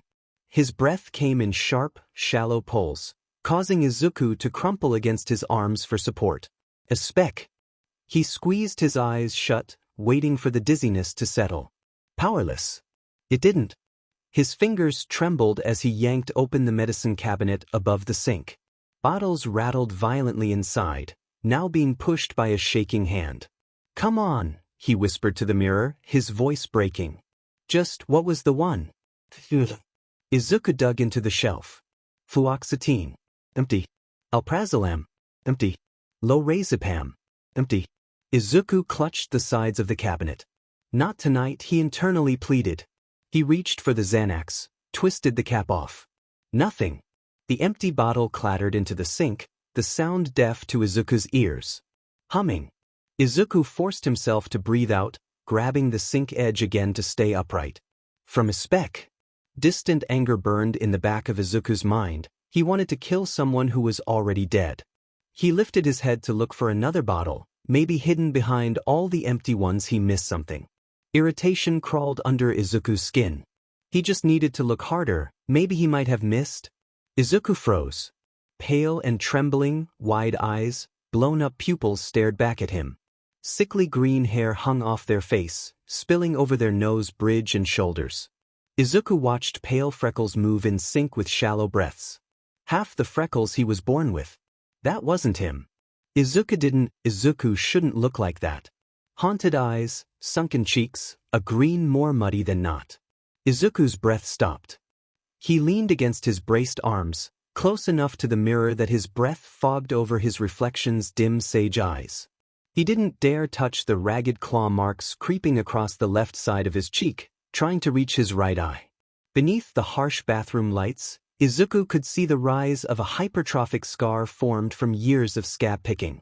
He saw the lines carved into his skin, a drag path showing how he had yanked his head to the side in an attempt to get away. It had ate his freckles. If he opened his mouth, he'd be able to see the left canine taken from him on the way down. Izuku shouldn't look like that. When had he changed? Izuku pressed a hand to the hair over his ears. When he dragged his hand down his neck, the face in the mirror did too. He stared at himself, unable to look away. He touched his hair, again and again and again. Izuku shouldn't look like that. Izuku didn't want to look like that. He wanted to see a vibrant evergreen. He wanted his skin to reflect a childhood spent picking up seashells with his mother, salt water clinging to his clothing and sun deepening the dots. He wanted hair coiled so tightly it caused his mother to fuss over it, complaining when a hairbrush resulted in frizz. Now, the hair draped over Izuku's fingers as he held a hand to his neck. Weighed down curls barely spiraled around his shoulders. Even when he's nowhere in the room, Izuku still feels the ghost of a hand press between his shoulder blades. When had he changed? Izuku didn't want to look like that. Izuku wanted to change. After he opened his eyes, Izuku never shut them again. He adjusted the name tag on his lab coat, stiffly flattening out any wrinkles with his palms. The fabric was crisp, cleaner than anything Izuku owned. He stepped back to assess himself, shoulders squared, expression blank, dark eyes fixed on his reflection. Nodding, Izuku rushed out of the bathroom. Dress shoes clicked against the sterile tile. Humming fluorescent lights cast shadows along Izuku's face, wind from his pace brushing his bangs into his eyes. A few nights ago, Izuku decided he would change. Izuku scanned his ID card against the reader on the door, ignoring how the green affirmation light stung his eyes. He needed to change if he wanted to leave.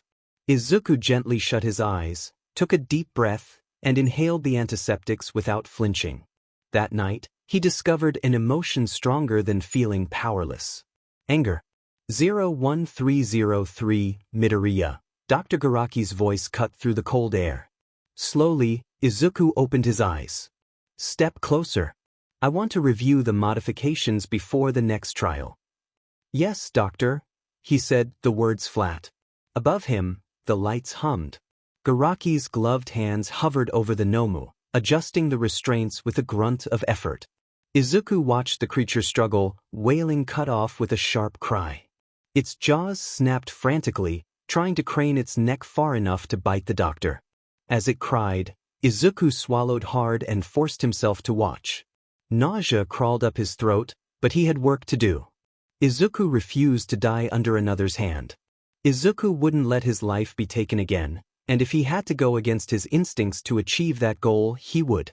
Dr. Garaki adjusted the Nomu's restraints again, the creature groaning faintly.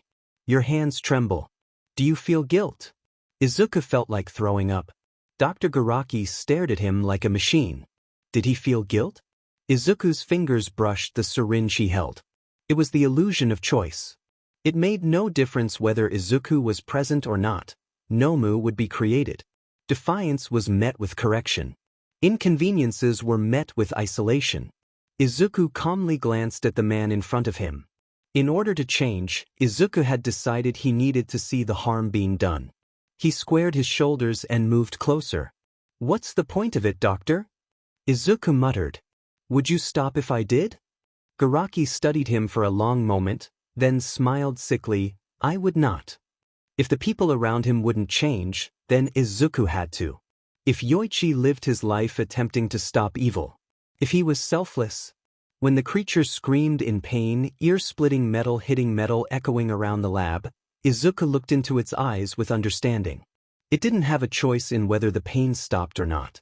All it could do was look at Izuku, plead that he remembered the people trapped beneath bioengineered skin. It could beg, but all it would meet is steel eyes. It should have tried to escape before Izuku opened his eyes, because Izuku would be selfish now. Izuku would stand still, hands behind his back, and watch now. He noted the dosages used, the quirks combined, the weaknesses, the doctor's unnerving excitement to teach Izuku all he knew. With no quirk to fight with, Izuku decided to make use of another thing he was born with. He drank in the knowledge like gasoline, carefully dripping it along the lab's sterile tiles to draw a path for his anger to eventually ignite. For once, Izuku's own death wouldn't dim the fire inside him. He thought he would never do something like this, but he had unwillingly participated in it the moment he first heard his father's voice. Now, Izuku has changed. He breathed out slowly as the doctor cackled at the Nomu's struggling. If Tamura wanted to kill All Might, fine. Izuku will let him believe it will happen. If All for One wanted to use Izuku as a second chance to control Yoichi, fine. Izuku would let him believe it. If Izuku wanted to run, he would make a plan to achieve it. Powerless, Izuku decided, is what he wouldn't be. Izuku tore the Nomu apart. It was the least he could do anyway. With each rib he sawed off, Izuku drifted further and further away. Irritation rushed through his blood. He leaned harder against the saw. Chisaki didn't let Izuku speak much during their debrief meeting, and Izuku could guess why. Despite the police confirming Izuku was in the Yakuza years ago, the only proof of it was the ink he let them stick into his arms. Izuku barely did anything for them. If Izuku wanted to leave, he did, and if he wanted to stay, he locked his bedroom door and didn't have to wonder if somebody would come knocking. Like a leech, Izuku took from Chisaki until he was about to burst. Money he didn't deserve, compassion never earned, freedom given to him out of a fear stronger than the harsh rules Izuku had sworn himself to conform to when he downed a cup of sake at 17 with nothing else to live for. Like a double-ended noose strung around both their necks, each conversation they had was overshadowed by the constant question plaguing each of their minds, worried if one of them had leaned too far. Izuku was waiting for the day Chisaki told him to grow up and leave for good. Kai was waiting for the day he unknowingly asks for too much and Izuku tries to kill himself again. Izuku hated that. He didn't want to die, yet he didn't care to live either. The fragility Chisaki placed upon Izuku was built upon the same fears he had grown up with his mother voicing in a much clearer manner. Chisaki wasn't his mother though, so there were no tears begging Izuku to talk to him. And unfortunately, Izuku was an adult now.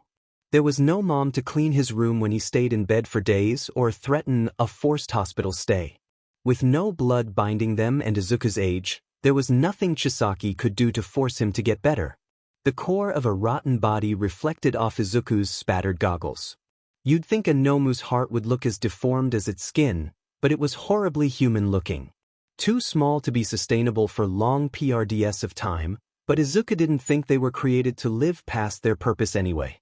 Izuku grasped the glistening heart in the palm of his gloved hand. Hate was the wrong word to use how he felt about his boss. It was more irritation over the fact he was treated like any pressure would crack Izuku's fragile mind. Did he really think Izuku would kill himself if he was asked to do his job? If he was told no? Of course he was grateful for the freedom, but Izuku asked for freedom and was never granted it. When Chisaki brought Izuku back from the dead, he begged to go back. Instead, Izuku was back in a sterile lab like he had been for years. Alone, covered in blood that was not his, packing a human-not-human heart into a container. Speaking of Izuku's mother, he had no idea how much Chisaki knew about her. His fear could be coming from her fate, because if Izuku wanted to leave he would. No one would stop Izuku if he walked out the front gate, and one day Izuku could just not come back.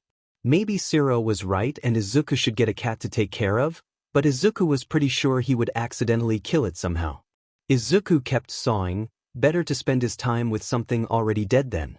Too much adoration can blur the lines between love and hate, and as the breeze shifted Hitoshi's bangs, his body festered with something in between. Take what you can get, Hitoshi. Hitoshi wished he had begged to be heard. He should have stood up from the hospital bed and demanded they listen to him. He should have screamed in retaliation, but in that moment, he had been weak in more ways than one. Currently, Hitoshi crouched alone under the moonlight, assigned to search for someone he recently realized should remain unseen. Death Rattle was like a unicorn. Well, like a fed-up unicorn. Seeing a shapeless entity you've dreamed about for years appear in front of you had a way of shattering your previous beliefs. Hitoshi saw that his unicorn was more like a beaten horse with a sword stabbed through its skull, patiently waiting to bleed out in isolation. Worse than the confirmation he had been chasing something real was the feeling in his gut at the behavior he witnessed. A person with a family and emotions let Hitoshi go that day, not a corrupted villain with no morals or values. No longer could Hitoshi look at the piles of documents littering his apartment like they were a collection of fairy tales. A pre-made puzzle left for only Hitoshi to solve, except he had lived it. When he saw a blurry picture of the doctor printed above a slew of witness statements, Hitoshi thought of a scared child reaching for comfort. The commission, on the other hand, did not see it the same as Hitoshi. It was courage Hitoshi lacked that day. Courage is what he needed to push through the drags and fight Death Rattle, to save the girl, then secure the building, and be the help he was brought up to be, or at least that's what the commission's representative told him. The color had left Hitoshi's face. "Search and retrieval," she said again. "Nightshade, you're uniquely suited for it." Hitoshi stared at the ceiling, jaw tight. "I'm uniquely disposable," Hitoshi thought, though he couldn't answer right away. Against his pride, the lump in Hitoshi's throat blocked his voice. He was nervous to talk back, to even speak. His mentor was a better fit for this case if they were telling the truth. Hitoshi couldn't search for sheet. Beneath the surface of his tattered skin, unease crawled against his exposed nerves. His throat felt tight, and not from the injuries he had woken up with. To find Eri alone was a hard enough task. The Yakuza has hidden her existence for what, a decade? And then to retrieve her while being sent alone for the mission was like laughing at Hitoshi's face, telling him to do a flip as he fell in the active volcano they pushed him into. Aizawa shifted beside the bed. The sound was small, but Hitoshi heard it anyway. "You're not sending him alone," Aizawa's deep voice carved through the tense atmosphere. "Death Rattle is not a villain you provoke with a single hero, and especially not a rookie one." Why was Hitoshi catching strays now? The representative hummed thoughtfully, yet she didn't look up from her tablet. "Fortunately, Shinso Hitoshi is uniquely qualified." "He's also just been severely injured," Aizawa snapped back. "He's still a person, not bait for you to lure a serial killer in with. I know they sent you the records of Death Rattle we have on file." That earned Aizawa a cool, assessing glance. "Indeed they did," she confirmed calmly. "Which is how I know Nightshade is the only living victim we have. And a hero, nonetheless, who survived direct, prolonged contact with Death Rattle. That makes him irreplaceable to us." Aizawa's jaw tightens. "That makes him a liability if this goes wrong. If Death dash." On the contrary, the representative cut in. "It makes him predictable when things go right." Hitoshi sits a little apart from them, hospital blanket folded at his waist, heart beating so wildly his body slightly rocked back and forth. "Predictable?" Aizawa turned to him sharply. "They're only using your history against you, Shinso. You can say no." "I know," Hitoshi bit out under his breath. "History repeats itself, or whatever that stupid saying was." A second official chose this moment to speak up, an older voice to dim their fears. "We've analyzed every known interaction Death Rattle has had with law enforcement. They escalate when confronted by teams, taking us out or bringing their own backup almost immediately. They stayed passive when faced by Shinso alone. Death Rattle fights in pre-rigged buildings. If Shinso can catch them off guard, we can use that to our advantage and make sure the girl gets somewhere safe. Eri is of great importance. This is a unique opportunity for him to have a second chance and get things right this time. A child's life is on the line." Aizawa scoffs. "You don't know that." "We do," the official says. "We know Eri is being kept under tight control. Death Rattle has reached out." The room goes quiet. Hitoshi frowned, feeling the way his dry skin caught on the hospital blanket's textured fabric. He hadn't known that part. The commission had sat on it, no sheet they had. Aizawa straightened slowly. "You waited to tell us that why?" "It wasn't relevant until now," the first representative replied. "Just a vague check-in from a low-level member at the front desk to make sure Shinso had lived, but it shows they have an interest in Shinso. Aizawa stood still beside Hitoshi, one hand grasping the bed's edge. At his sharp exhale, Hitoshi dragged his eyes away from the ceiling tiles. You don't have to. Agree to this, Shinso. Ah, well, actually he does. The older representative shyly spoke up from behind the one with the tablet. Hitoshi's fingers curled into the blanket, gut twisted with the nausea brought by recognition of his place. Saying no to the commission was not a choice a hero got to make. He looked to Aizawa, saw the warning in his mentor's eyes, a sense of powerlessness they both shared. Fine. I'll go alone, Hitoshi says. Aizawa frowned at him. Shinso only on my terms, Hitoshi adds. The commission's representatives sharpened their eyes. Which are? The annoying tablet one asked. I can't be your strike unit, Hitoshi didn't back down. I'm not your bait, and I'm not provoking death rattle in any way. If I'm doing this, I decide when and how contact happens. The only reason I lived is because they saw me as no threat. If you interfere, you'll lose whatever chance you think you have of getting the girl back alive. The representative studied him for a long moment. You must adhere to our objectives, but as for the means of contact, we accept your terms, she said. For now. That was all it took for Hitoshi to be left alone with his teacher. For a few seconds, the room is silent except for the steady beep of the heart monitor. Aizawa waited until he was certain they were alone. Then he stepped closer, hands gripping his capture weapon tightly like it might become sentient and strangle the representatives outside the door. You hear how they frame this as a second chance? Aizawa says quietly, not angry, just tired. In our line of work, sometimes we face chances we can't be willing to take, Shinso. Hitoshi turns his head just enough to look at him. You think Death Rattle has her safe then? Aizawa didn't answer immediately, yet the silence was all Hitoshi needed. I think, Aizawa finally said, choosing every word with care, that if the commission were certain she was in danger, they wouldn't be sending you. They'd be sending a strike team of top heroes. That settled something in Hitoshi's chest. Death Rattle was a serial killer. They don't pretend otherwise.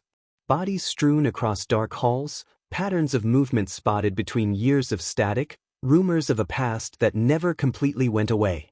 A figment of Hitoshi's imagination, he had spent his teenage years dreaming of painting in full light, only to have that choice taken from him. Hitoshi's gut twisted, sharp and nagging. The commission's concern for Eri seemed hollow beneath the guise of it being Hitoshi's job to save the girl. Death Rattle's words at the office building, somehow, were anything but devoid of care. I made it here, so she's safe now. I'll take the mission, Hitoshi confirmed again, firmer now. But I'm not treating it like a kidnapping. Aizawa's dark eyes narrowed by a fraction. What are you treating it like? A negotiation with the Yakuza? Hitoshi dumbly asked back. He really had no plan, but he did know he didn't feel comfortable giving Eri to the commission on a whim. That earned him a long look from his former teacher, not approval, yet Hitoshi couldn't see any signs of a lecture brewing in Aizawa's mind. He was wrong. Aizawa reached out to grab Hitoshi's shoulder, a gesture saved only for when Hitoshi needed some sense literally shaken into him. Shinso, his mentor said firmly. Put distance between yourself and them. He jostled Hitoshi's shoulder once. That includes distancing yourself between what they want you to believe and what you already know. Death Rattle thrives on misinformation. It's why we haven't been able to catch them yet. If they try to pull you into some twisted logic I know. Hitoshi frowned and half-heartedly tried to wiggle away from the firm hand. He already thought about all of that when he was paralyzed via neck syringe 3 times in less than a day. I won't listen to them. Aizawa's mouth thinned. You may have to anyway. The implication settled uneasily into the hospital room. This could be looked at like a hostage situation, with every move Hitoshi makes affecting Eri's fate in Death Rattle or the Commission's hands. I don't plan on bringing Eri back until I know what saving actually means. Hitoshi changed the subject, only if slightly. Aizawa straightened, releasing Hitoshi's shoulder. Good. He turned to leave, then paused. Hitoshi. Hitoshi looked up. If the commission decides you have failed again, Aizawa says quietly, they won't give you another chance. Sensei. Hitoshi met his mentor's gaze.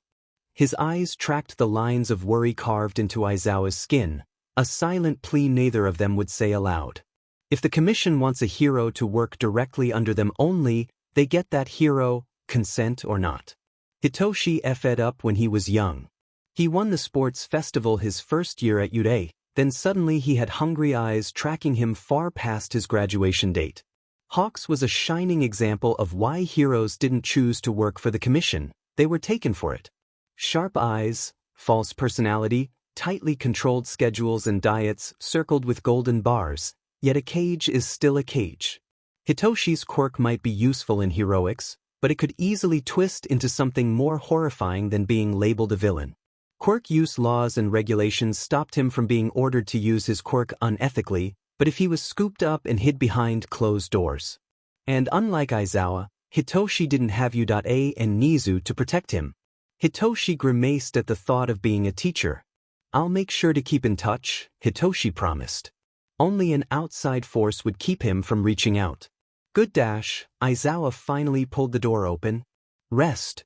Left alone, Hitoshi decided to stare at the bruises ringing around his wrists. Ironically, it was the villain that set him free, yet Hitoshi still felt as if he was in a cage. Blurs of neon lights bled into each other. Hitoshi shivered against the cool breeze, his breath fogging the night air. 7 nights Hitoshi has slinked around the rooftops through pouring rain trying to find anything the commission listed. The villain, the girl, the Nomu, any FANG Yakuza member, but the city remained eerily empty. Rain falls in thick sheets down the sides of tall buildings, banging loudly against shop canopies and window covers. Hitoshi stood near the edge of a rooftop, uniform weighed with water. And it was a uniform, not a costume. The wind tugs at his capture scarf, glued to him by the heavy rain. A warm shower and his bed called to him. He should have ended patrol hours ago, but how many second chances would he get? What if Death Rattle worked outside of normal Yakuza hours and that's why Hitoshi hasn't found them yet? He still had objectives and expectations from the Hero Public Safety Commission itself, so unfortunately Hitoshi couldn't ghost his new boss or he'd be turned into a ghost. Well, they probably wouldn't kill him, just take him away so he could be used for his quirk however they wanted him to be. If Hitoshi was relocated by the HPSC, would he be able to take his cat? She was an emotion support animal, so surely. But then again, that's not the same as a service dog, so. They still watch you as if you'll disappear, voices echoed behind him, too gentle for the reputation attached to it. Hitoshi exhales slowly. He had 7 days to think of a way to approach this conversation when it inevitably came, but honestly he spent most of that time wishing he had failed the entrance exam and opened a coffee shop. You're watching me too. I'm a hypocrite, the voices agreed. Turned. Death Rattle stood a few paces back, rain plastering dark curls against the plague mask, plastic bag in hand. This version of the villain seemed less dramatic than who Hitoshi had faced in his nightmares. Gone was the bloodied mask with crimson cracked frames, replaced by clean white leather and standard tinted glass. The ruined trench coat was now just a black rain jacket, though Hitoshi noted they wore the same combat boots as last time. You picked a bad night, Hitoshi says. Hitoshi could hear a faint smile in their tone, though not an amused one. You picked a bad line of work. Did the world want Hitoshi to give up? Anyways, I didn't come to fight, Death Rattle said and lifted the white plastic in his right hand. If I wanted that, I wouldn't have come alone. Hitoshi squinted at the white blob through the rain. Is that a bomb? Yep. Catch. Death Rattle didn't wait for the sentence to register before chucking the object. With a screech, Hitoshi was dodging a white blur aiming for his feet and using his capture weapon to bat it back towards the villain. Louder than the rain, cans of cat food crashed loudly into the concrete. The rain intensified, drumming against the rooftop like broken static. Chicken and gravy? I wanted to thank you, Death Rattle said and gestured vaguely at the cans around them. A little bird told me you needed cat food. Hitoshi did need cat food because he had abandoned his earlier purchase to chase. It didn't matter. He never told Death Rattle that. Why thank me? Hitoshi decided to state instead of voice his questions. Uncertainty lingered in the back of his mind. Was this a threat, implying stalking? Was the commission watching them now, waiting for Hitoshi to make an arrest attempt? Hitoshi was by law supposed to wait until the villain was behind layered glass and a camera to interrogate, but Hitoshi didn't know what he was expected to do. For Eri, Death Rattle says simply, "You tried to save her." Another drop of shame fell into Hitoshi's overflowing cup. "Does it matter?" "You knew where she was," Hitoshi said. Within 30 minutes the villain had entered the building and gotten Eri out. Whether Hitoshi was there or not didn't matter in the slightest. "I suspected she was there." Death Rattle nodded, water smearing across the mask's black eyes. "The Yakuza have experience with people like this." The word Yakuza hung in the air between them, heavy and deliberate. Hitoshi stood frozen against the pouring rain, not making an attempt to move when Death Rattle bent down to pick up the cans, muttering about how they thought Hitoshi would catch it. "They told me the building was cleared out," Hitoshi said after a moment. The man crouching a few feet in front of him grabbed another can. Cleared out was an understatement. The entire FNG building was gone. Death Rattle stopped grabbing cans. "They say a lot of things. They say you're a serial killer," Hitoshi blurted. "Huh?" Death Rattle turned to look up at Hitoshi, sounding genuinely surprised. "I suppose so." There is no immediate denial, no reassurance Hitoshi had been lied to or tricked. Supposed? Hitoshi felt discomfort crawl around in his chest as the plague mask's void-like goggles stared directly at him. Dark hair splayed across the mask's white leather in an uneasy contrast. With Death Rattle staying this still, Hitoshi felt goosebumps raise on his arms. It felt like any second he was about to be jumped. "What do you mean, suppose?" "Well, I watched." The words were spoken so casually that Hitoshi's blood turned cold. The now full bag of cat food was extended towards him. Slowly, Hitoshi grabbed the plastic handle, sure it wasn't a pipe bomb now. He didn't like all these cryptic answers. "And now?" Hitoshi asked without thinking. In front of him, Death Rattle's arms stood frozen from where the bag had been extended. "Now I'm the one they watch." Hitoshi wasn't sure how to reply. Moments of silence stretched, rain filling the quiet fog. Death Rattle looked past him, out over the bleeding city.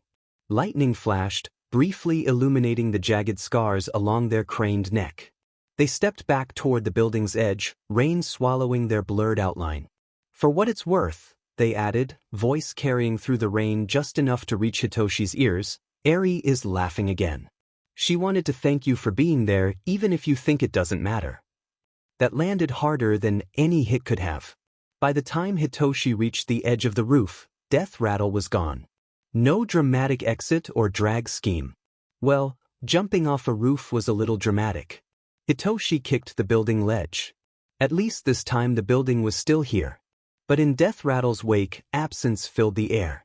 How did they know what flavor of cat food Salt liked? The rain kept falling. And Death Rattle stopped talking. The pressure from the commission curled around Hitoshi's neck, slowly stealing what little air supply he had left. The overall objective was to get to Death Rattle to get to Eri, but Hitoshi still had his terms of agreement. If Hitoshi turned around now and activated his quirk, what would Death Rattle do if they got out of it? Hitoshi would be almost instantly dead, either by a poisoned blade or whatever Death Rattle's quirk was. The nights continued as if Hitoshi had never met Death Rattle, and Hitoshi hated it.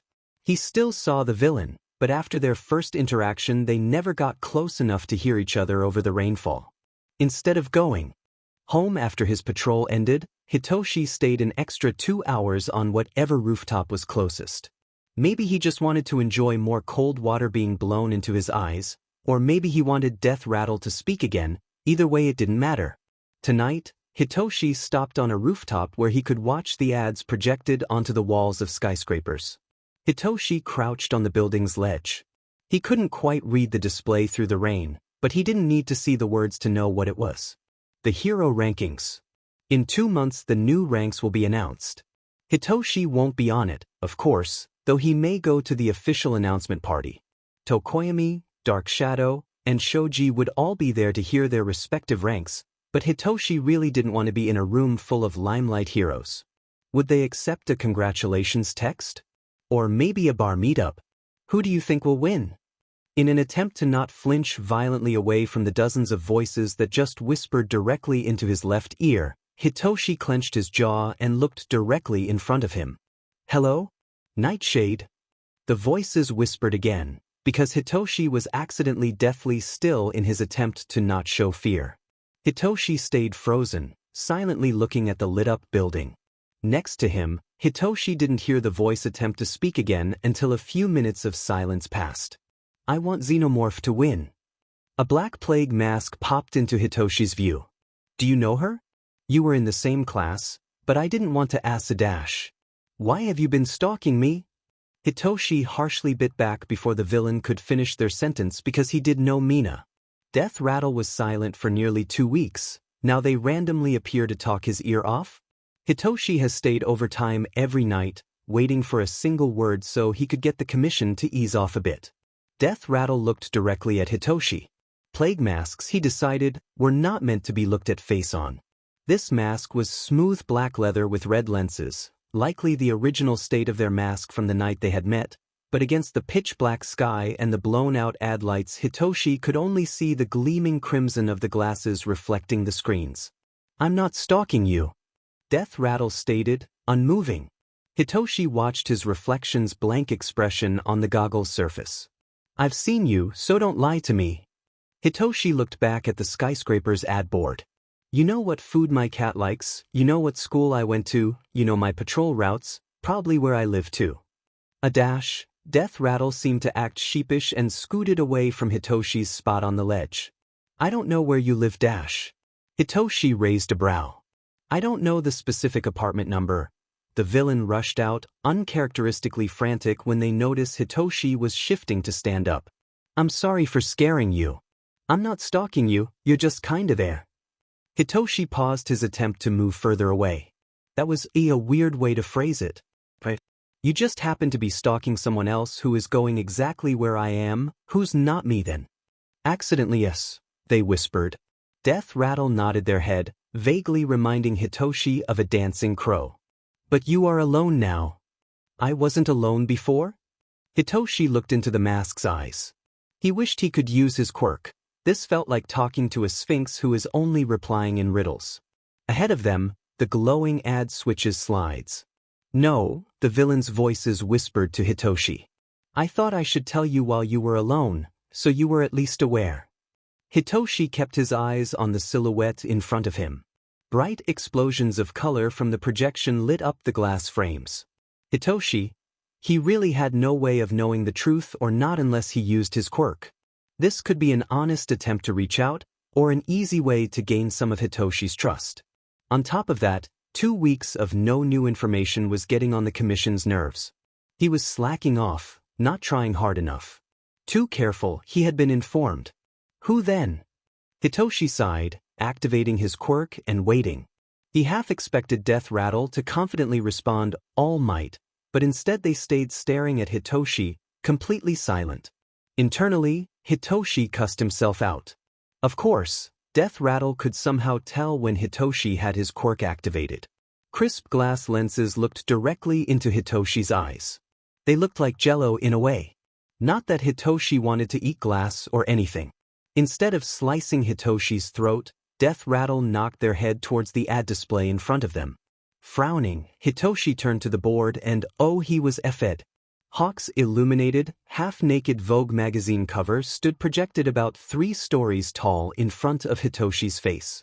The feathers aren't just pretty. Death Rattle's voices echoed out from Hitoshi's left side. No sheet. Was the commission that desperate to catch him slipping up they sent the number 2 hero after him? Death Rattle spoke up from Hitoshi's side. I was following him because of something else, and it turns out he was following you. So I guess I reverse stalked you? I'm sorry. Beneath his mask, Izuku frowned. The longer Shinso stayed silent. It was quite the bomb to drop on a stranger, but Izuku felt guilt eat away at his gut each night he left without telling the hero what he knew. He wasn't expecting to see Shinso again after the cat food mission. He had no reason to. Izuku was chasing Hawks because Hawk's route started to move strangely, which meant the commission was doing something different. Izuku hoped it was something to do with the Nomu, But that different turned out to be Shinso. You didn't know? Izuku genuinely asked. He was pretty sure Shinso worked with the commission in some capacity. No.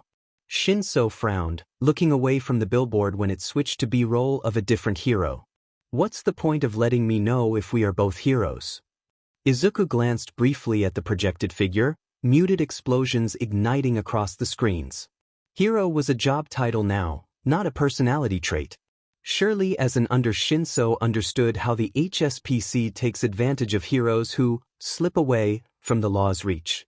I'd like to be told if I was being stalked, that's all. Izuku shrugged and turned his full attention to the ad board. He hated what he saw. Well, thanks I guess. Shinsu's distant voice hit Izuku's ears. He hated him. Is Eri okay? Huh. Izuku blurted out, not even registering if Shinso had activated his quirk or not. It was a slight tell, a different undertone frequency in his voice, but Izuku had been busy trying to set the LED screens on fire with his eyes. Is Eri doing okay? Shinso asked with a frown. If you are truly not stalking me and we are in a peace zone, can I know how she is? Izuku turned his attention away from the billboard, blinking a few times to try and focus on Shinsu's face again. She's all better now. Izuku nodded in affirmation. Better, as in she has decided the only way for her to recover from the trauma of being kidnapped was to get more and more pet rocks in case another one got lost. That's good. Shinso sounded bored as he glanced back to the screens. I was worried for her. Izuku has spent hours gluing Google eyes onto identical rocks. Izuku also turned to watch the B-roll of Ground Zero attacking some villain. Admittedly, Izuku had felt some sympathy towards Shinso when he said he got kidnapped trying to save Eri. Years ago, Izuku was in his place. A laugh escaped Izuku at the irony he suddenly noticed. He was in almost that exact place, just switch a few names around and it was Izuku's tragic backstory repeated. What's so funny? Shinso spoke up beside Izuku. At this point, the rain was finally starting to die down, and the B-roll of Ground Zero was impressively long. Izuku turned to see Shinso watching him, not the billboard. Is it how dramatic Ground Zero is? The hero sarcastically asked. No, not that. Izuku was ready to start laughing again. He was tired. You told me your body moved without thinking, when you heard Eri being chased dash. Shinso hummed and nodded once. I once did something like that, and it is my biggest regret. In front of them, overly exposed supernovas sparked across the screen. It was pretty, Izuku thought vaguely, pretty enough to shine over the ugly it came from. You regret helping someone? Shinso didn't sound angry, more like he was morbidly curious. Izuku was glad he had his mask on, because at that moment he couldn't stop the slight scowl on his face as he watched the screens.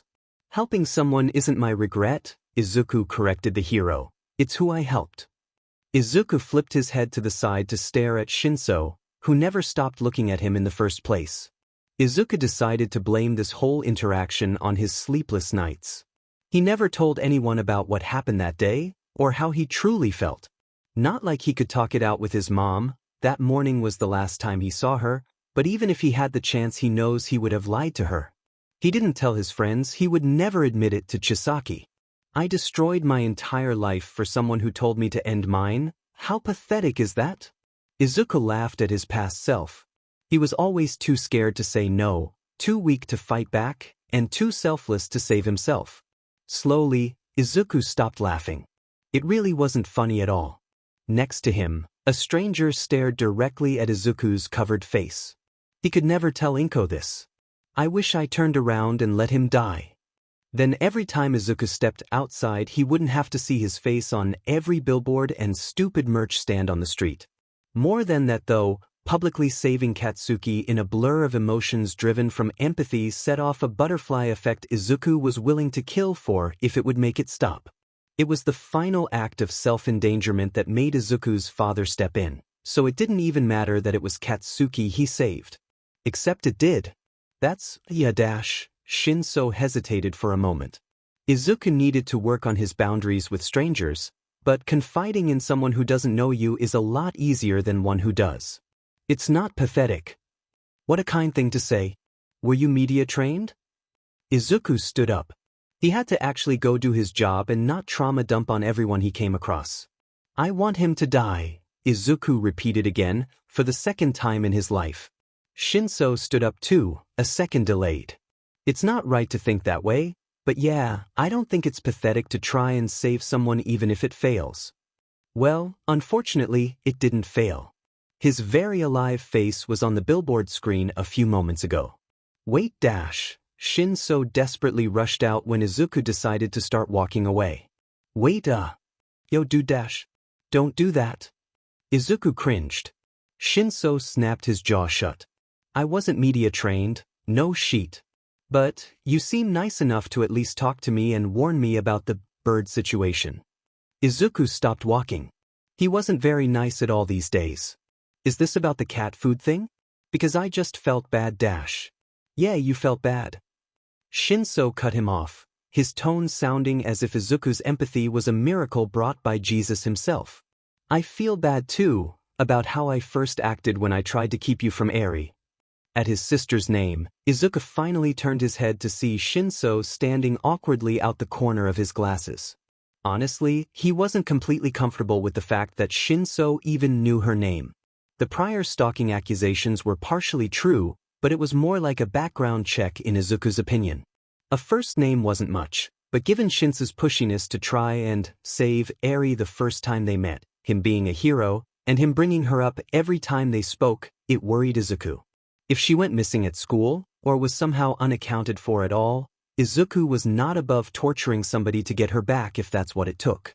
Even with Izuku's sympathy, Shinso was not safe from that fate either. What about it? Izuku frowned. At least he has his gun on him. Do you want to keep talking on rooftops? Shinso stated bluntly. Not really. Izuku doesn't think he needs a gun. The awkwardness of this conversation might kill him first. Okay. Shinso didn't move. You could ambush me at pre-planned destinations. Izuku didn't move either. Shinso frowned like he hadn't considered that very logical fear. Izuku side-eyed the building's edge. Maybe he was wrong about Hawks stalking Shinso, and it was a trap to lead Izuku to the hero. A weird way to go about it, but it wasn't impossible, except Izuku didn't really have any information inside his brain worth torturing out. They give him a lot more credit than he deserves. Did you want something? Izuku chose to speak before Shinso could formulate a response. Shinso kept quiet, still not moving to get closer to Izuku or turning to leave. Sweat formed on Izuku's brow the longer Shinso kept staring directly into where his eyes would be on the mask. Izuku awkwardly glanced away. Even though he knew his eyes weren't visible. If this was an intimidation tactic, it was working. The commission is FNG me. Shinso finally spoke like the words were fighting to stay in his throat. Sounds rough, use protection, Izuku grumbled and turned to go. He had to glue more eyes onto normal rocks for. Eri caught their attention. Izuku froze. I don't know why, but they forced this whole bullshit plan on me after the kidnapping to try and get her away from the Yakuza. And now Hawks is stalking me to make sure I do it right. They are up my butt to hurry up and make more progress with you, but like deep down I feel conflicted because you're bad, but so are they, and I dash. With a barrel to his forehead, Izuku cut the therapy session short. Give me one good reason I shouldn't take you back to my boss. Izuku hissed, pressing the cold metal harder into the hero's temple. Use your non-existent media training and convince me. The safety clicked off. Instead of begging, Shinso didn't flinch when Izuku's finger tightened on the trigger. If you bring me back, Shinso said evenly, how do you know Eri won't become a bargaining chip? Izuku scowled beneath his mask. There was a higher chance of Izuku becoming a hero over Chisaki using Eri like that. He knew because Eri was his FANG daughter, that's why, not like he will tell Shinso that. Izuku audibly scoffed, try harder. You don't know what my boss would do. I know what the commission will do, Shinso shot back, looking into the eyes Izuku was only half sure he couldn't see. They called her of great importance. Do you think they act that way about every kid that goes missing? The words hit closer than Izuku liked. He knew how many children went unnoticed, he was one. They want me to play good cop, Shinso continued, voice low. Earn your trust, feed them intel, and hand you over when you stop being useful. Then they get airy, a high-profile villain arrest that looks good on paper, and then they'll bury whatever they don't like under confidential stamps and whatever other heroes they've got in their grip. Is that what you want? You can kill me now, and they'll get another hero to do it. Izuku swallowed. The gun didn't move away. And what are you proposing instead? Izuku tapped the gun against Shinso's temple. We've talked a grand total of 3 times. Shinso exhaled, shoulders slumping like the admission has been weighing on him far longer than this rooftop conversation. I want out, not of being a hero, but I need to do something, and it can't be this. I just need information, false or not I don't care, to give them until we figure out how to get them off Ares' trail, and you're the one I'm supposed to get that info from. So, I guess I thought being honest with you might work since you seem weirdly talkative. Izuku let out a humorless laugh. You want to team up with a villain? You called me a serial killer last time. I just want to protect a kid. Shinso snapped, pushing his head further into the gun's frame. Isn't that what you want to? You're already doing it, you're just wearing the wrong costume. Annoyingly enough, that did it. Izuku lowered the gun a fraction, jaw tight beneath the plague mask. Careful, it's a uniform. He warned. And you're skating real close to manipulation. I know. It's kind of my thing. Silence stretched between them, thick and uncomfortable. Somewhere, far from the projections of heroes on the billboard between them, sirens wailed. My thing, like as in I was trained to be good at talk dash. Okay, no more? Izuku groaned, finally clicked the safety back on, and lowered the weapon completely. I have to tell my boss. You screw me over, Izuku said, voice calmer than it's been in days. I'll do something worse than shoot you. Shinso nodded once, putting his hands in his pockets. Fair enough. Izuku turned away, already planning to jump off the roof again. You have to get me commission files too, anything involving Eri. Hawks too, and Nomus if you can. Okay, well that's a lot.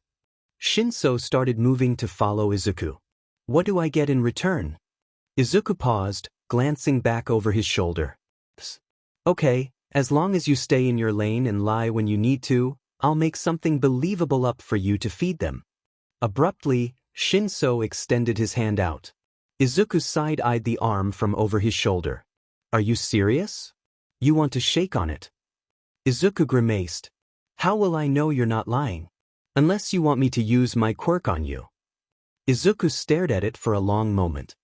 He would sooner slit his own throat again than be put in such a vulnerable position. Begrudgingly, he briefly gripped the other's hand, gloves barely making contact with warm skin. Izuku released Shinso's hand first, already backing away as if proximity itself was enough to forget that ever happened. Did they give you a time frame? Izuku finally broke the uncomfortable silence. Sort of. Shinso shrugged, shoving his hands back into his pockets. Half a year, maybe? Weekly check-ins, but they want me to work as fast as I can.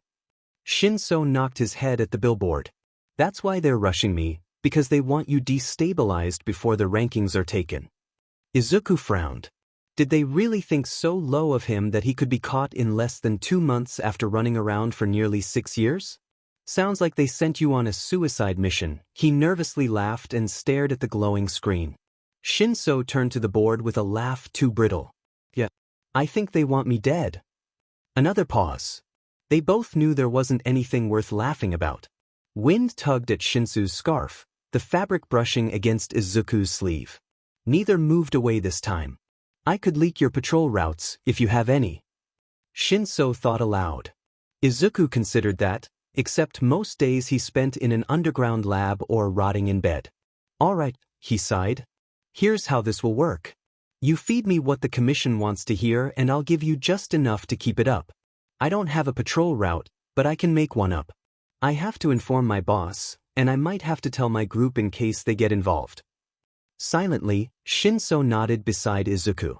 At the sudden quiet, Izuku turned to study the hero, really looking this time.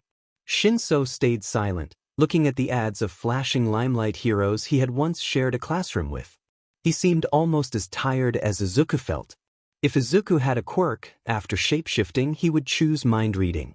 You know, he said slowly, trying to think of a way to get the hero to talk again. If this goes wrong you'll lose. Everything went unsaid. Izuku didn't think he needed to rub salt in the wound. Shinso gave a barely there hum, staring at the screen of heroes instead of the villain next to him.